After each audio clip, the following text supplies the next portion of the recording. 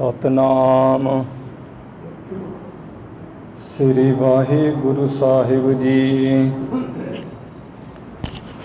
ਸ੍ਰੀ ਨਾਨਕ ਅੰਗਦ ਗੁਰੂ ਅਮਰਦਾਸ ਪਦ ਬੰਦ ਰਾਮਦਾਸ ਅਰਜਨ ਗੁਰੂ ਬਰ ਸ੍ਰੀ ਹਰਗੋਬਿੰਦ ਹਰੀ ਰਾਏ ਹਰਿ ਕ੍ਰਿਸ਼ਨ ਗੁਰੂ ਤੇਗ ਬਹਾਦਰ ਚੰਦ ਦਸਵੇਂ ਗੋਬਿੰਦ ਸਿੰਘ ਗੁਰੂ ਨਮੋ ਚਰਨ ਅਰਬਿੰਦ ਜਿਸ ਮਹਿ ਅੰਮ੍ਰਿਤ ਗਿਆਨ ਹੈ ਮਾਨਿਕ ਭਗਤ ਵੈਰਾਗ ਗੁਰੂ ਗ੍ਰੰਥ ਸਾਹਿਬ ਉਦਦ ਬੰਦੋ ਕਰ ਅਨਰਾਗ ਸ੍ਰੀ ਗੁਰ ਸ਼ਬਦ ਕਮਾਏ ਜਿਨ ਜੀਤੇ ਪੰਚ ਬਿਕਾਰ ਤਿਨ ਸੰਤਨ ਕੋ ਬੰਦਨਾ ਸਿਰ ਚਰਨਨ ਪਰ ਧਾਰ ਏਕ ਓੰਕਾਰਾ ਸਤਿਗੁਰੂ ਤਿਹ ਪ੍ਰਸਾਦ ਸਚ ਹੋਏ। ਵਾਹਿਗੁਰੂ ਜੀ ਕੀ ਫਤਿਹ। ਵਿਘਨ ਵਿਨਾਸ਼ਨ ਸੋਏ। ਵਾਹਿਗੁਰੂ ਜੀ ਕੀ ਫਤਿਹ। ਵਿਘਨ ਵਿਨਾਸ਼ਨ ਸੋਏ।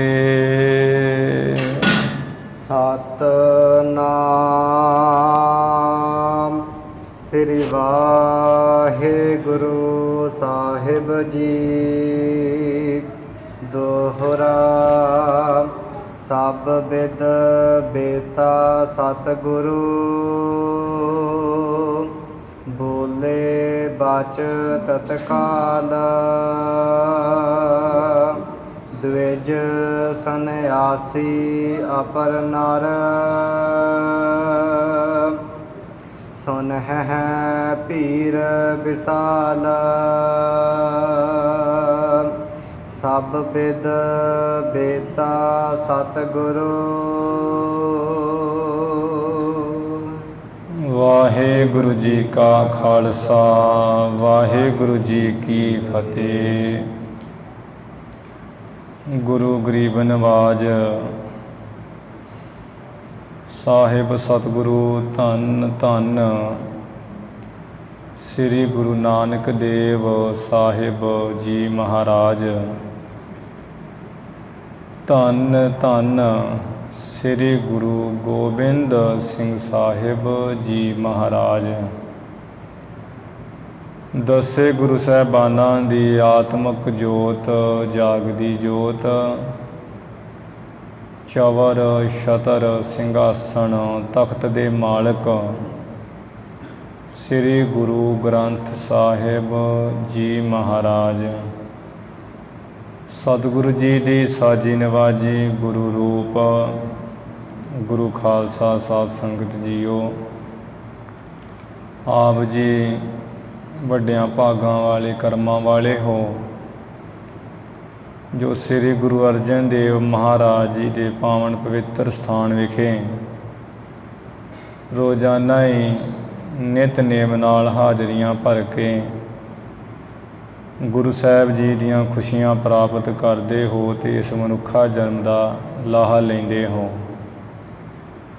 ਗੁਰੂ ਕੀ ਸੰਗਤ ਕਰਕੇ ਤੁਰ ਕੀ ਬਾਣੀ ਸੋਧ ਦਾ ਰਹਿਰਾਸ ਸਾਹਿਬ ਦੇ ਜਾਪ ਸਰਵਣ ਕਰਕੇ ਆਪ ਸੰਗਤਾਂ ਨੇ ਲਾਹਾ ਲਿਆ ਹੈ। ਇਸ ਤੋਂ ਉਪਰੰਤ ਜੋ ਸਤਿਗੁਰਾਂ ਦਾ ਅਸੀਂ ਪਾਵਨ ਪਵਿੱਤਰ ਇਤਿਹਾਸ ਸ੍ਰੀ ਗੁਰੂ ਨਾਨਕ ਪ੍ਰਕਾਸ਼ ਗ੍ਰੰਥ ਦਾ ਪੜ੍ਹ ਸੁਣ ਰਹੇ ਹਾਂ। ਹੁਣ ਉਸ ਲੜੀਵਾਰ ਕਥਾ ਦਾ ਸਮਾਂ ਹੋਇਆ ਹੈ। ਜਿਸ ਤਰ੍ਹਾਂ ਗੁਰੂ ਸਾਹਿਬ ਜੀ ਦੇ ਪਿਤਾ ਕਲਿਆਣ ਚੰਦ ਜੀ ਮਾਤਾ ਤ੍ਰਿਪਤਾ ਜੀ ਵੈਕੁੰਠ ਗਮਨ ਕੀਤਾ सचखंड बयाना किया। उस वेले गुरु नानक साहब जी की 53-53 साल तक उम्र है सी। फिर वो घर दी सब रस्तां बस्तां गरीब गुरबे नूं दान करके महाराज जी उपरामता जी धारण कर लई। तीर्थां पर रटना करना शुरू किया।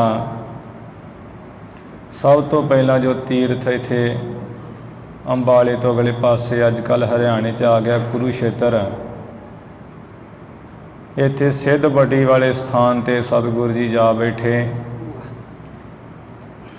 जिथे जदों गुरु जी कुरुक्षेत्र विच गए हैं उस दिन सूरज ग्रहण का पुरब सी, दिन सी, जिस करके चारे वर्ण खत्तरी ब्राह्मण सूद वैस चारे आश्रम ब्रह्मचारी गृहस्थ आश्रम सन्यासी ते वानप्रस्ती होर भी सब लोग उत्थे पहुँचे हुए जी सूरज ग्रहण ते दर्शन करन वास्ते, इशनान पूजा करन वास्ते। गुरु साहब जी एक सोहने स्थान ते जिथे अज सिद्ध बटी गुरुद्वारा साहब बनया होया है उस स्थान ते बैठ गए। महाराज जी ने विचारिया कि इत्थे दे बहुत तगड़े तगड़े वड्डे विद्वान आए हैं जिन्हां दे मनां विच बहुत अपनी विद्या का माण है। होर जिहड़े सन्यासी है साधु वो भी बड़े मानधारी होए भी साडे वर्गा त्यागी कोई नहीं है। इन्हां नाल चर्चा किस तरह शुरू हुई। विचकार जे जाके सतगुरु जी बैठ गए। वो विध जी कला जी वरता दी। जो हांसी का राजा सी अमृत राय, वो तो जंग युद्ध विच खत्म हो गया सी। ओदी जिहड़ी राणी है वो अपने पुत्र जगत राय नूं लैके सतगुरु जी पास आ गई, जिस करके वेख्या भी गुरु नानक साहब जी संत बड़े महान बैठे हैं। दोवें हाथ जोड़ के बेनती की कि महाराज साडे वैरी साडे ते बड़े प्रबल हो गए ते सानू ने जित लिया, साडी पूरी इलाके चों कढ दिता। सानू आप ऐसा वचन करो भी साडा राज भाग जो खुसिया सानू फिर वापस मिल जाए। ये जो जगत राय सी ये जो रस्ते विच आ रहा उस समय ने शिकार किया होया सी एक मिर्ग हिरन का। वो विचार के भी संतां महंतां दे अगे साधुआं अगे खाली हाथ नहीं जाईदा, भावें कुछ ही भेटा लैके जाओ।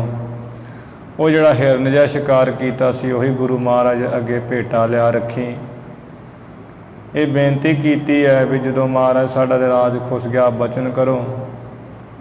महाराज कह लगे भी तुसी ब्रह्म भोज करो, परमेश्वर के नाम ते भोजन लंगर करो, तुहाडा राज प्राप्त हो जाएगा।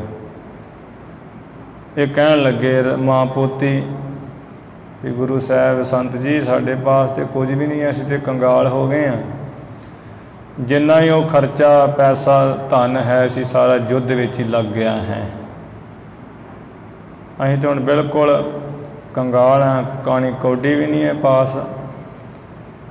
फिर गुरु साहब जी कह लगे भी ठीक जे ऐसा कुछ पैसा धेला नहीं है, एक कोरा मटका लियाओ तो वो मटके नूं जिहड़ा है चुल्हा बना करके रख करके ये जिहड़ा हिरन लिआंदा इहदा मांस सवार के पाओ, खल खुल ला के चंगी तरह उहदे चंगे चंगे मांस के हिस्से जे करके तो उहदे विच पा दिओ ते अग बाल के ते ओ मांस जिहड़ा तैयार करो। ये गुरु साहब जी की कला ही सी। इन्हों ने उस तरह कर दिता। माँ पुत्र ने चुल्हा जा बना के शुरू कर दिता। वो जदों ही अग का धुआं जा ब्राह्मणा ने वेख्या भी ये किहड़ा मूर्ख लग गया सूरज ग्रहण ते अग बाल के। ਕਈਆਂ ਨੇ ਅੱਖੀਂ ਦੇਖਿਆ ਹੋਇਆ ਸੀ ਵੀ ਇਹ ਮਾਸ ਹੈ। ਫਿਰ ਉਹ ਕੁੱਤਕੇ ਡੰਡੇ ਸੋਟੇ ਜੇ ਲੈ ਕੇ ਆ ਪਹੁੰਚੇ, ਹੋਰ ਸ਼ਸਤਰ ਗੰਡਾਸੇ ਜੇ, ਕਹਿੰਦੇ ਵੀ ਮਾਰ ਦਿਓ ਇਹਨਾਂ ਨੂੰ, ਅੱਜ ਕੈਸਾ ਦਿਨ ਹੈ ਤੇ ਖੋਟੇ ਕਰਮੋਂ ਕਿਹੋ ਜਿਹੇ ਕਿਹੜੇ ਕਰ ਰਹੇ ਆ, ਅਧਰਮੀ ਇਕੱਠੇ ਹੋਏ ਇੱਥੇ, ਇਹਨਾਂ ਨੂੰ ਮਾਰੋ ਤਾਂ ਜੋ ਇਹੋ ਜਿਹਾ ਕੰਮ ਨਾ ਕੋਈ ਕਰੇ। ਗੁਰੂ ਸਾਹਿਬ ਜੀ ਪਾਸੇ ਜੇ ਬੈਠੇ ਸਨ, ਬੋਲੇ ਹੈ, ਕਹਿਣ ਲੱਗੇ ਵੀ ਇਹ ਜੋ ਕੁਝ ਵੀ ਕਰਾ ਰਹੇ ਹੈ ਦੋਵੇਂ ਜਾਣੇ, ਇਹਨਾਂ ਨੂੰ ਅਸਾਂ ਨੇ ਕਿਹਾ ਕਿਉਂਕਿ ਸਾਨੂੰ ਭੁੱਖ ਬਹੁਤ ਲੱਗੀ ਹੈ। ਬ੍ਰਾਹਮਣ ਕਹਿਣ ਲੱਗੇ ਵੀ ਇਹ ਤੁਸਾਂ ਨੇ ਕੀ ਕੀਤਾ ਹੈ, ਭੈੜਾ ਕੰਮ, ਅੱਜ ਸੂਰਜ ਗ੍ਰਹਿਣ ਦਾ ਦਿਨ ਹੈ, ਅੱਜ ਦੇ ਦਿਨ ਤੇ ਮੁਸਲਮਾਨ ਵੀ ਉਹ ਮਾਸ ਮੂਸ ਖਾਣਾ ਡਰਦੇ ਆ, ਇਹ ਤੇ ਸਮਾਂ ਹੈ ਪੂਜਾ ਕਰਨ ਦਾ, ਦਾਨ ਕਰਨ ਦਾ, ਇਸ਼ਨਾਨ ਕਰਨ ਦਾ, ਤੁਸੀਂ ਮਾਸ ਰਿੰਨੇ ਬੈਠੇ ਹੋ ਮਟਕੇ ਵਿੱਚ ਪਾ ਕੇ, ਇਸ ਕਰਕੇ ਆ ਸਾਨੂੰ ਵਿਖਾਓ ਚੰਗੀ ਤਰ੍ਹਾਂ, ਨਹੀਂ ਤੇ ਤੁਹਾਨੂੰ ਸਾਰਿਆਂ ਨੂੰ ਮਾਰ ਦੇਵਾਂਗੇ, ਤਿੰਨਾਂ ਚੌਹਾਂ ਨੂੰ। ਮਹਾਰਾਜ ਕਹਿਣ ਲੱਗੇ ਵੀ ਤੁਹਾਡਾ ਜ਼ੋਰ ਹੈ, ਜੇ ਤੁਸੀਂ ਮਾਰਨਾ ਤੇ ਮਾਰ ਦਿਓ ਜੋ ਮਨ ਵਿੱਚ ਆਉਂਦਾ ਹੈ, ਤੁਹਾਨੂੰ ਕਿੰਨੇ ਇੱਥੇ ਰੋਕਣਾ ਹੈ। ਬਾਕੀ ਤੁਸੀਂ ਵਿਦਵਾਨ ਇਕੱਠੇ ਹੋਏ ਹੋ, ਜੇ ਸਾਡੇ ਨਾਲ ਇਹ ਧਰਮ ਦੀ ਰੀਤੀ ਦੀ ਵਿਚਾਰ ਕਰਨੀ, ਗਿਆਨ ਚਰਚਾ ਕਰਨੀ, ਤੇ ਆਓ ਬੈਠੋ ਕਰੋ। ਫਿਰ ਇਹਦੇ ਚੁੱਪ ਜੇ ਹੋ ਗਏ। ਗੁਰੂ ਸਾਹਿਬ ਜੀ ਨੇ ਦੱਸਿਆ ਵੀ ਸੁਣੋ, ਗ੍ਰੰਥਾਂ ਵਿੱਚ ਤੇ ਕਿਹਾ ਵੀ ਬ੍ਰਾਹਮਣ ਉਹ ਹੈ ਜਿਹੜਾ ਦਾਨ ਦੇਵੇ, ਦਾਨ ਲਵੇ, ਵੇਦ ਪੜ੍ਹੇ ਤੇ ਪੜ੍ਹਾਏ, ਜਗ ਕਰੇ ਤੇ ਕਰਾਏ, ਉਹ ਬ੍ਰਾਹਮਣ ਕਿਹਾ ਜਾਂਦਾ ਹੈ। ਜਿਹੜਾ ਛੇ ਕਰਮ ਕਰਦਾ। ਛਤਰੀ ਉਹ ਕਿਹਾ ਜਾਂਦਾ ਜਿਹੜਾ ਦੁਸ਼ਟਾਂ ਨਾਲ ਜੰਗ ਯੁੱਧ ਕਰੇ ਅੱਗੇ ਹੋ ਕੇ, ਤੇ ਅਸੀਂ ਛਤਰੀ ਹਾਂ, ਤੇ ਛਤਰੀ ਦਾ ਧਰਮ ਵੀ ਲਿਖਿਆ ਹੋਇਆ ਵੀ ਉਹ ਮਾਸ ਮੂਸ ਨਾਲ ਹੀ ਜਿਹੜਾ ਫਿਰ ਜਗ ਹਵਨ ਵੀ ਕਰੇ, ਤੇ ਅਸੀਂ ਤਾਂ ਆਪਣਾ ਕੰਮ ਕਰ ਰਹੇ ਹਾਂ। ਇਹ ਕਹਿਣ ਲੱਗੇ ਤੁਸੀਂ ਕਿਉਂ ਛਤਰੀ ਹੋ ਗਏ? ਛਤਰੀ ਦੇ ਹੱਥ ਵਿੱਚ ਤੇ ਤਲਵਾਰਾਂ, ਸ਼ਸਤਰ ਲੋਹੇ ਦੇ ਚੰਗੇ ਹੁੰਦੇ ਆ, ਤੁਹਾਡੇ ਪਾਸ ਤਾਂ ਕੋਈ ਸ਼ਸਤਰ ਨਹੀਂ ਹੈ, ਛਤਰੀਆਂ ਵਾਲਾ ਕੋਈ ਲਿਬਾਸ ਨਹੀਂ ਹੈ, ਤੁਸੀਂ ਤਾਂ ਭੇਖ ਫਕੀਰੀ ਦਾ ਧਾਰਿਆ ਹੋਇਆ ਹੈ, ਅਸੀਂ ਕਿਵੇਂ ਜਾਣੀ ਤੁਸੀਂ ਛਤਰੀ ਹੋ। ਗੁਰੂ ਸਾਹਿਬ ਜੀ ਨੇ ਫਿਰ ਅੰਤਰੀ ਵੀ ਜਿਹੜੇ ਸ਼ਸਤਰ ਹੈ ਵੀ ਨਾਮ ਰੂਪੀ ਖੜਗ ਹੈ, ਸਤ ਸੰਗਤ ਰੂਪੀ ਧਨਕ ਹੈ ਸਾਡੇ ਪਾਸ, ਜਿਹੜਾ ਹੈ ਖੜ ਸੰਪਤੀ ਰੂਪ ਸਾਡੇ ਕੋਲ ਤੀਰ ਹੈ ਬਹੁਤੇ, ਅਸੀਂ ਮਨ ਰੂਪੀ ਜਿਹੜਾ ਹਿਰਨੇ ਨੂੰ ਮਾਰਿਆ ਹੋਇਆ ਹੈ, ਬ੍ਰਹਮ ਦੀ ਅਗਨੀ ਵਿੱਚ ਜਾਲ ਕੇ ਹਵਨ ਕਰ ਰਹੇ ਹਾਂ। ਇਹ ਕੁਝ ਸੁਣ ਕੇ ਤੇ ਫਿਰ ਹੋਰ ਕੁਝ ਬੋਲਣ ਲੱਗੇ। ਫਿਰ ਗੁਰੂ ਸਾਹਿਬ ਜੀ ਨੇ ਇਹਨਾਂ ਨੂੰ ਦਲੀਲ ਨਾਲ ਕਿਹਾ ਹੈ ਵੀ ਤੁਸੀਂ ਕਹਿੰਦੇ ਹੋ ਵੀ ਮਾਸ ਬੜਾ ਮਾੜਾ ਹੈ, ਮਾਸ ਅਸੀਂ ਕਹਿੰਦੇ ਚੰਗਾ ਹੈ ਕਿਉਂਕਿ ਸਾਰੇ ਪਾਸੇ ਮਾਸ ਹੀ ਹੈ। ਉਹ ਸ਼ਲੋਕ ਮਹੱਲਾ ਪਹਿਲਾ ਉਚਾਰ ਕੇ ਫਿਰ ਬਚਨ ਗਿਆ, ਪਹਿਲਾ ਮਾਸੋਂ ਨਿਮਿਆ ਮਾਸੇ ਅੰਦਰ ਵਾਸ, ਜਿਉ ਪਾਏ ਮਾਸ ਮੋਹਿ ਮਿਲਿਆ ਖੱਡ ਚੰਮ ਤਨ ਮਾਸ। ਇਹ ਸਾਰਾ ਜਦੋਂ ਸ਼ਬਦ ਪੜ੍ਹਿਆ ਹੈ ਉਹ ਦੱਸਿਆ ਅੰਤਰੀ ਅਰਥਾਂ ਨਾਲ। ਫਿਰ ਤੇ ਸੁਣ ਕੇ ਜਿਹੜੇ ਹੈ ਸਾਰੇ ਚੁੱਪ ਜੇ ਕਰ ਗਏ ਹੈ।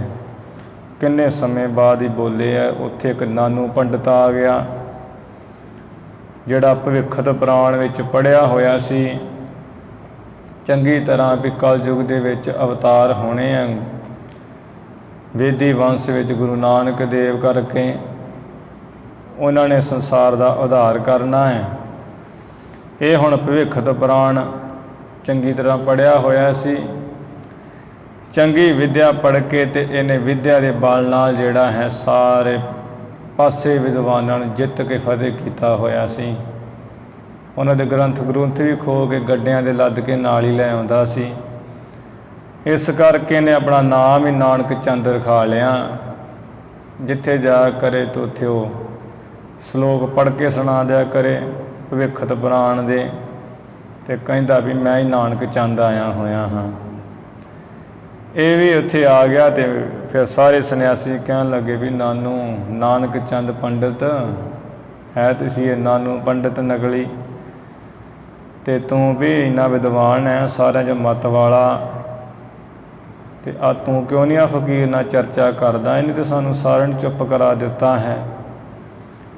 ਫਿਰ ਇਹ ਜਿਵੇਂ ਨਾਨੂ ਪੰਡਤ ਸਤਿਗੁਰੂ ਜੀ ਨਾਲ ਕਹਿਣ ਲੱਗਾ ਵੀ ਤੁਸਾਂ ਨੇ ਤਾਂ ਖੋਟੀ ਰੀਤੀ ਕੀਤੀ ਹੈ, ਸ਼ਾਸਤਰਾਂ ਦੇ ਵਿਰੁੱਧ ਕਰਮ ਕੀਤਾ ਹੈ, ਤੁਹਾਨੂੰ ਸਾਰੇ ਸ਼ਾਸਤਰ ਦੋਸ਼ ਲਾਉਣਗੇ, ਇਸ ਕਰਕੇ ਤੁਸੀਂ ਆ ਦੱਸੋ ਕੀ ਹੈ, ਕੀ ਸਿਧਾਂਤ ਹੈ ਤੁਹਾਡਾ, ਨਹੀਂ ਤੇ ਤੁਹਾਨੂੰ ਮਾਰ ਦਿਆਂਗੇ, ਅਸੀਂ ਬਹੁਤ ਜਾਣੇ ਹਾਂ।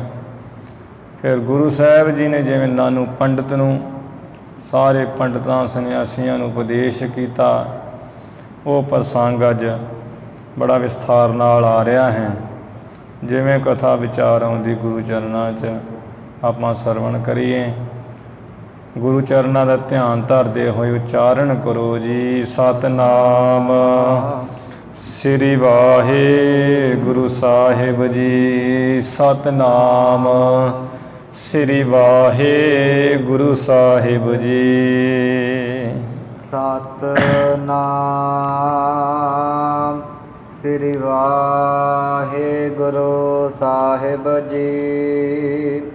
ਦੋਹਰਾ ਸਭ ਬਿਦ ਬੇਤਾ ਸਤਿਗੁਰੂ। ਜਦੋਂ ਨਾਨੂ ਪੰਡਤ ਕਹਿਣ ਲੱਗਾ ਵੀ ਕੀ ਤੁਹਾਡਾ ਸਿਧਾਂਤ ਮਤ ਹੈ, ਦੱਸੋ ਸਾਨੂੰ, ਨਹੀਂ ਤੇ ਤੁਹਾਨੂੰ ਮਾਰ ਦਿਆਂਗੇ, ਖਤਮ ਕਰ ਦਿਆਂਗੇ। ਤੇ ਇੱਧਰ ਭਾਈ ਬਾਲਾ ਜੀ ਕਹਿੰਦੇ ਆ ਤਥਾ ਭਾਈ ਸੰਤੋਖ ਸਿੰਘ ਜੀ ਕਹਿੰਦੇ ਵੀ ਸਭ ਤਰ੍ਹਾਂ ਨਾਲ ਤੇ ਸਤਿਗੁਰੂ ਨਾਨਕ ਦੇਵ ਜੀ ਤੇ ਜਾਣਨ ਵਾਲੇ ਬੇਤਾ ਹਨ, ਤਤ ਬੇਤਾ ਬ੍ਰਹਮ ਗਿਆਨੀ ਹਨ। ਬੋਲੇ ਬਾਚ ਤਤਕਾਲ, ਬੜੀ ਛੇਤੀ ਮਹਾਰਾਜ ਬਚਨ ਬੋਲੇ ਐ। ਦਵਿਜ ਸੰਨਿਆਸੀ ਅਪਰ ਨਰ, ਔਰ ਜਿਹੜੇ ਉੱਥੇ ਪੁਰਸ਼ ਇਕੱਠੇ ਹੋਏ ਸੀ, ਦਵਿਜ ਬ੍ਰਾਹਮਣ ਜਿੰਨੇ ਸੰਨਿਆਸੀ ਸਾਧੂ ਸਨ, ਸੁਨਹਿ ਭੀਰ ਵਿਸਾਲ, ਬਹੁਤ ਹੀ ਭੀੜ ਉੱਥੇ ਲੱਗੀ ਹੋਈ ਹੈ। ਕੁਰੂਕਸ਼ੇਤਰ ਮਹਾਨ ਤੀਰਥ ਵੀ ਹੈ ਸਨਾਤਨ ਮਤ ਦਾ, ਜਿਸ ਕਰਕੇ ਬਹੁਤੀ ਭੀੜ ਉੱਥੇ ਸਾਰਾ ਕੁਝ ਹੀ ਸੁਣ ਰਹੀ ਸੀ। ਇਹ ਕੁਝ ਚਰਚਾ। ਮਹੱਲਾ ਪਹਿਲਾ। ਗੁਰੂ ਨਾਨਕ ਸਾਹਿਬ ਜੀ ਨਾਨੂ ਪੰਡਤ ਸਮੇਤ ਜਿੰਨੇ ਸੰਨਿਆਸੀ ਤਿਆਗੀ ਹੋਰ ਇਕੱਠੇ ਹੋਏ ਸੀ, ਸਭ ਨੂੰ ਉਪਦੇਸ਼ ਕਰਕੇ ਦੱਸ ਰਹੇ ਹਨ। ਮਾਸ ਮਾਸ ਕਰ ਮੂਰਖ ਝਗੜੇ, ਕਹਿਣ ਲੱਗੇ ਹੈ ਨਾਨੂ ਪੰਡਤ ਵੀ ਮਾਸ ਬਹੁਤ ਮਾੜਾ ਹੈ, ਮਾਸ ਕਿਉਂ ਰਿੰਨਿਆ ਹੈ, ਮਾਸ ਖਾਣਾ ਨਹੀਂ ਚਾਹੀਦਾ। ਇਸ ਤਰ੍ਹਾਂ ਕਹਿ ਕਰਕੇ ਮੂਰਖ ਜਿਹੜੇ ਉਹ ਝਗੜਦੇ ਆ, ਝਗੜਾ ਕਰਦੇ ਐ। ਗਿਆਨ ਧਿਆਨ ਨਹੀਂ ਜਾਣ, ਜੋ ਚੱਕਰ ਚਿਹਨਾਂ ਤੋਂ 12 ਹੈ, ਰੂਪ ਨਾ ਰੇਖਨਾ ਰੰਗ ਕਿਛ, ਤ੍ਰਿਹ ਗੁਣ ਤੇ ਪ੍ਰਭ ਭਿੰਨ। ਜੋ ਤੇਰਾ ਗੁਣਾ ਅਤੀਤ ਹੈ ਤੇ ਪਰਮਾਤਮਾ ਚੱਕਰ ਚਿਹਨਾਂ ਤੋਂ 12 ਹੈ। ਨਿਰਗੁਣ ਸਰੂਪ, ਨਿਰਗੁਣ ਸਰੂਪ ਦਾ ਗਿਆਨ ਨਹੀਂ ਜਾਣਦੇ। ਤੇ ਸਰਗੁਣ ਜੋ ਸੋਹਣੇ ਨਕ ਜਿਨ ਲੰਬੜੇ ਵਾਲਾ, ਕੰਚਨ ਕਾਇਆ ਸੋਇਨੇ ਕੀ ਢਾਲਾ, ਖੜਗ ਕੇਤ ਮੈਂ ਸਰਨ ਤਿਹਾਰੀ। ਐਸਾ ਜੋ ਪਰਮੇਸ਼ਰ ਹੈ ਉਹਦੇ ਸਰਗੁਣ ਸਰੂਪ ਦਾ ਧਿਆਨ ਨਹੀਂ ਜਾਣਦੇ ਕਰਨਾ। ਕੌਣ ਮਾਸ ਕੌਣ ਸਾਗ ਕਹਾਵੈ, ਇਹ ਕੌਣ ਮਾਸ ਹੈ ਤੇ ਕੌਣ ਸਾਗ ਕਿਹਾ ਜਾਂਦਾ ਹੈ। ਸਾਗ ਭਾਜੀ ਸਬਜ਼ੀ ਜਿਹਨੂੰ ਕਿਹਾ ਜਾਂਦਾ ਹੈ ਸਿੱਧਾ ਜਿਹਾ, ਵੀ ਕੀ ਮਾਸ ਹੈ ਕੀ ਸਾਗ ਕਿਹਾ ਜਾਂਦਾ ਹੈ। ਆ ਜਿਹੜਾ ਹੱਕ ਪਰਾਇਆ ਨਾਨਕਾ ਉਸ ਸੂਰ ਸਗਾਏ, ਠੱਗੀ ਠੋਰੀ ਕਰਕੇ ਕਿਸੇ ਦੇ ਨਾਲ ਧੱਕੇਸ਼ਾਹੀ ਕਰਕੇ ਕਿਹਦਾ ਹੱਕ ਖਾਣਾ ਹੈ, ਇਹ ਤੇ ਮਾਸ ਖਾਣਾ ਕਿਹਾ ਜਾਂਦਾ ਹੈ। ਜਿਹੜਾ ਕਿਰਤ ਵਿਰਤ ਕਰ ਧਰਮ ਦੀ, ਖੱਟ ਖਵਾਲਣ ਕਾਰ ਕਰੇ ਹੀ। ਕਿਰਤ ਵਿਰਤ ਧਰਮ ਦੀ ਕਰਕੇ ਤੇ ਇਹ ਆਪਣੀ 10 ਨਵਾਂ ਦੀ ਕਿਰਤ ਕਮਾਈ ਕਰਕੇ ਛਕਣਾ ਖਾਣਾ ਹੈ, ਵੀ ਉਹਨੂੰ ਸਾਗ ਕਿਹਾ ਜਾਂਦਾ ਹੈ। ਤਿਸ ਮਹਿ ਪਾਪ ਸਮਾਣੇ, ਤੇ ਕਿਸ ਮਹਿ ਪਾਪ ਸਮਾਣੇ, ਕਿਸ ਵਿੱਚ ਇਹ ਪਾਪ ਜਿਹੜੇ ਆ ਸਮਾਏ ਹੋਏ ਇਹ ਨਹੀਂ ਜਾਣਦੇ। ਵੀ ਜਿਹੜਾ ਹੱਕ ਪਰਾਇਆ ਮਾਰ ਕੇ ਖਾਣਾ ਹੈ ਧੱਕੇਸ਼ਾਹੀ ਨਾਲ, ਉਸ ਵਿੱਚ ਤੇ ਪਾਪ ਸਮਾਣੇ ਹੋਏ ਆ, ਸਮਾਏ ਹੋਏ ਐ। ਗੈਂਡਾ ਮਾਰ ਹੋਮ ਜਗ ਕੀਏ। ਦੇਵਤਿਆਂ ਕੀ ਬਾਣੀ, ਇਥੋਂ ਅਰਥ ਲਾਉਣਾ ਵੀ ਦੇਵਤਿਆਂ ਦੀ ਬਾਣੀ ਹੈ। ਇਹ ਪੰਡਤੋ, ਉਹਨਾਂ ਨੂੰ ਪੰਡਿਤ ਸੁਣ। ਯਾ ਯਜੁਰਵੇਦ ਵਿੱਚ ਤੇ ਦੇਵਤਿਆਂ ਦੀ ਬਾਣੀ ਹੈ। ਉਹਨਾਂ ਕਿਆ ਹੋਇਆ ਵੀ ਜਿਹੜਾ ਗੈਂਡਾ ਮਾਰ ਕੇ ਤੇ ਹਵਨ ਕਰੇ, ਵੇਦ ਮੰਤਰ ਪੜ੍ਹਨਾ ਕਰੇ, ਜਗ ਕਰੇ, ਘੋੜਾ ਅਸਵਮੇਧ ਜਗ ਕਰੇ, ਘੋੜੇ ਨੂੰ ਮਾਰ ਕੇ ਫਿਰ ਹਵਨ ਕਰੇ, ਵੇਦ ਮੰਤਰ ਪੜ੍ਹੇ ਜਾਣ। ਇਸੇ ਤਰ੍ਹਾਂ ਵੀ ਝੋਟੇ ਮਾਰ ਕੇ, ਝੋਟਿਆਂ ਦੀ ਬਲੀ ਦੇ ਕੇ ਜਗ ਕੀਤਾ ਜਾਏ, ਹਵਨ ਕੀਤਾ ਜਾਏ। ਫਿਰ ਗਾਵਾਂ ਮਾਰ ਕੇ ਜਗ ਕੀਤਾ ਜਾਏ, ਹਵਨ ਕੀਤਾ ਜਾਏ। ਵੀ ਇਹ ਦੇਵਤਿਆਂ ਕੀ ਬਾਣੀ, ਦੇਵਤੇ ਦੇ ਆਪ ਉਹਨਾਂ ਦੀ ਬਾਣੀ ਹੈ। ਯਜੁਰਵੇਦ ਵਿੱਚ ਕਿਹਾ ਹੋਇਆ ਵੀ ਇਸ ਤਰ੍ਹਾਂ ਗੈਂਡਾ ਮਾਰ ਕੇ ਤੇ ਉਹਦੀਆਂ ਅੰਤੜੀਆਂ ਜੇ ਕੱਢ ਕੇ ਗਲ 'ਚ ਪਾਈ ਫਿਰਨ ਪੰਡਿਤ ਸਾਰੇ, ਤੇ ਇਵੇਂ ਉਹ ਹਵਨ ਕਰੇ, ਵੇਦ ਮੰਤਰ ਪੜ੍ਹੇ ਜਾਣ, ਜਗ ਕੀਤੇ ਜਾਣ, ਤੇ ਤਾਂ ਜੋ ਜਿਹੜਾ ਅਸੀਂ ਵਰ ਬਖਸ਼ੀਏ, ਵਰ ਬਖਸ਼ਦੇ ਹੈ। ਦੇਵਤਿਆਂ ਕੀ ਬਾਣੇ, ਕਿ ਦੇਵਤਿਆਂ ਦੀ ਬਾਣੇ ਕਈ ਆਦਤ ਹੈ ਵੀ ਉਹਨਾਂ ਉਹ ਬਣੀਆਂ ਬੁਲੀਆਂ ਲੈ ਕੇ ਇਸ ਤਰ੍ਹਾਂ ਗੈਂਡੇ ਆਦਿਕ, ਘੋੜੇ ਆਦਿਕ, ਝੋਟੇ ਗਾਂ ਦੀ, ਫਿਰ ਉਹ ਕਹਿੰਦੇ ਵੀ ਅਸੀਂ ਵਾਰ ਬਖਸ਼ਾਂਗੇ ਤੇ ਵਾਰ ਬਖਸ਼ਦੇ ਹਨ। ਮਾਸ ਛੋੜ ਬੈਸ ਨੱਕ ਪਕੜ ਹੈ। ਇਹਨਾਂ ਨੂੰ ਪੰਡਤ ਮਾਰੇ ਕਹਿੰਦੇ, ਵੇਖੋ ਤੁਹਾਡੇ ਦੇਵਤਿਆਂ ਨੇ ਤੇ ਇਹ ਬਾਣੀ ਕਹੀ ਹੋਈ ਹੈ, ਆਦਤ ਹੈ ਉਹਨਾਂ ਦੀ ਵੀ ਜਗ ਕਰ ਲਈ, ਉਹਨਾਂ ਨੇ ਆਪ ਕਿਹਾ ਹੋਇਆ ਹੈ। ਤੇ ਤੁਸੀਂ ਕਹਿੰਦੇ ਵੀ ਅਸਾਂ ਨੇ ਮਾਸ ਛੱਡਿਆ ਹੋਇਆ ਹੈ। ਤੇ ਆ ਪਾਸੇ ਜੇ ਬੈਠ ਕੇ ਨੱਕ ਤੇ ਉਂਗਲੀ ਗੂਠਾ ਜਾ ਰੱਖ ਕੇ ਨੱਕ ਪਕੜਦੇ ਹੋ। ਰਾਤੀ ਮਾਨਸ ਖਾਣੇ। ਰਾਤ ਦੇ ਸਮੇਂ ਪਰ ਇਸਤਰੀ ਗਮਨ ਕਰਨ ਰੂਪ ਜਿਹੜਾ ਤੁਸੀਂ ਮਾਸ ਖਾਣਾ ਕਰਦੇ ਹੋ, ਪਰ ਇਸਤਰੀ ਗਮਨ ਕਰਨਾ, ਇਹ ਮਾਸ ਛਕਦੇ ਹੋ ਰਾਤ ਲੁਕ ਛਿਪ ਕੇ। ਫੜ ਕਰ ਲੋਕਾਂ ਨੂੰ ਦਿਖਲਾਵਹਿ। ਤੇ ਦਿਨੇ ਲੋਕਾਂ ਵਿੱਚ ਪਖੰਡ ਕਰਦੇ, ਨੱਕ ਜਿਹਾ ਫੜ ਕਰਕੇ ਲੋਕਾਂ ਨੂੰ ਦਿਖਾਉਂਦੇ ਵੀ ਮਾਸ ਬਹੁਤ ਮਾੜਾ, ਇਹ ਨਹੀਂ ਖਾਣਾ ਚਾਹੀਦਾ। ਗਿਆਨ ਧਿਆਨ ਨਹੀਂ ਸੂਝੈ। ਨਿਰਗੁਣ ਸਰੂਪ ਦਾ ਗਿਆਨ ਨਹੀਂ ਤੁਹਾਨੂੰ ਸੁਝਦਾ ਹੈ, ਸਰਗੁਣ ਸਰੂਪ ਦਾ ਧਿਆਨ ਨਹੀਂ ਸੁਝਦਾ, ਸਮਝਦੇ ਹੋ ਤੁਸੀਂ। ਨਾਨਕ ਅੰਧੇ ਸਿਓ ਕਿਆ ਕਹੀਐ। ਗੁਰੂ ਸਾਹਿਬ ਜੀ ਕਹਿਣ ਲੱਗੇ ਵੀ ਗੱਲ ਤੇ ਵਿਚਲੀ ਹੈ ਜਿਹੜਾ ਅੰਨਾ ਹੈ ਨਾ ਗਿਆਨ ਤੋਂ ਬਿਨਾ, ਉਸ ਅੰਨੇ ਅਗਿਆਨੀ ਨੂੰ ਕੀ ਕਹੀਏ ਅਸੀਂ। ਕਹਿ ਨਾ ਕਹਿਆ ਬੂਝੇ। ਉਹਨੂੰ ਜੇ ਕਹੀਏ ਨਾ, ਉਹ ਕਹਿਆ ਕਦੀ ਉਹ ਬੁਝਦਾ ਨਹੀਂ ਹੈ, ਸਮਝਦਾ ਨਹੀਂ ਹੈ ਅੰਨਾ। ਅੰਧਾ ਸੋਏ ਜੇ ਅੰਧ ਕਮਾਵੇ। ਇਹ ਸਾਰੇ ਇਕੱਠੇ ਜੇ ਬੋਲੇ, ਕਹਿੰਦੇ ਆ ਸਾਡੀਆਂ ਤੇ ਦੋ ਦੋ ਅੱਖਾਂ ਹੈ, ਤੁਸੀਂ ਸਾਨੂੰ ਕਿਸ ਤਰ੍ਹਾਂ ਅੰਨਾ ਕਹਿ ਦਿੱਤਾ, ਕਿਉਂ ਤੁਸੀਂ ਅੰਨੇ ਕਿਵੇਂ ਤੁਹਾਨੂੰ ਲੱਗਦੇ ਹਾਂ। ਮਹਾਰਾਜ ਕਹਿਣ ਲੱਗੇ ਵੀ ਸੁਣੋ, ਅੰਧਾ ਅਗਿਆਨੀ ਉਹ ਹੈ ਜਿਹੜਾ ਅਗਿਆਨੀ ਹੋ ਕੇ, ਅੰਧੇ ਹੋ ਕੇ, ਅੰਨਿਆ ਬਣ ਕੇ ਤੇ ਕਮਾਈ ਕਮਾਵੇ, ਕਰਮ ਕਰੀ ਜਾਵੇ ਮਾੜੇ ਚੰਗੇ। ਤਿਸ ਹਿਰਦੈ ਸੇ ਲੋਚਨ ਨਾਹੀ। ਉਸ ਦੇ ਐਸੇ ਅਗਿਆਨੀ ਦੇ ਹਿਰਦੇ ਦੇ ਵਿੱਚ ਜਿਹੜੇ ਹੈ ਗਿਆਨ ਦੀ ਨਿਗਾਹ ਰੂਪ ਨੇਤਰ ਨਹੀਂ ਹੈ, ਗਿਆਨ ਰੂਪੀ ਉਹਦੇ ਹਿਰਦੇ ਵਿੱਚ ਨੇਤਰ ਨਹੀਂ ਹੈ। ਉਹਦੇ ਹਿਰਦੇ ਦੇ ਵਿੱਚ ਜਿਹੜੇ ਹੈ ਸ਼ਰਧਾ ਤੇ ਗਿਆਨ ਰੂਪੀ ਨੇਤਰ ਨਹੀਂ ਹਨ। ਇਸੇ ਤਰ੍ਹਾਂ ਪਰੋਖ ਤੇ ਅਪਰੋਖ ਰੂਪੀ ਨੇਤਰ ਨਹੀਂ ਹਨ। ਸਿਮਰਤ ਤੇ ਸੁਰਤ ਤੇ ਸਿਮਰਤੀ ਰੂਪੀ ਨੇਤਰ ਨਹੀਂ ਹਨ ਉਹਦੇ।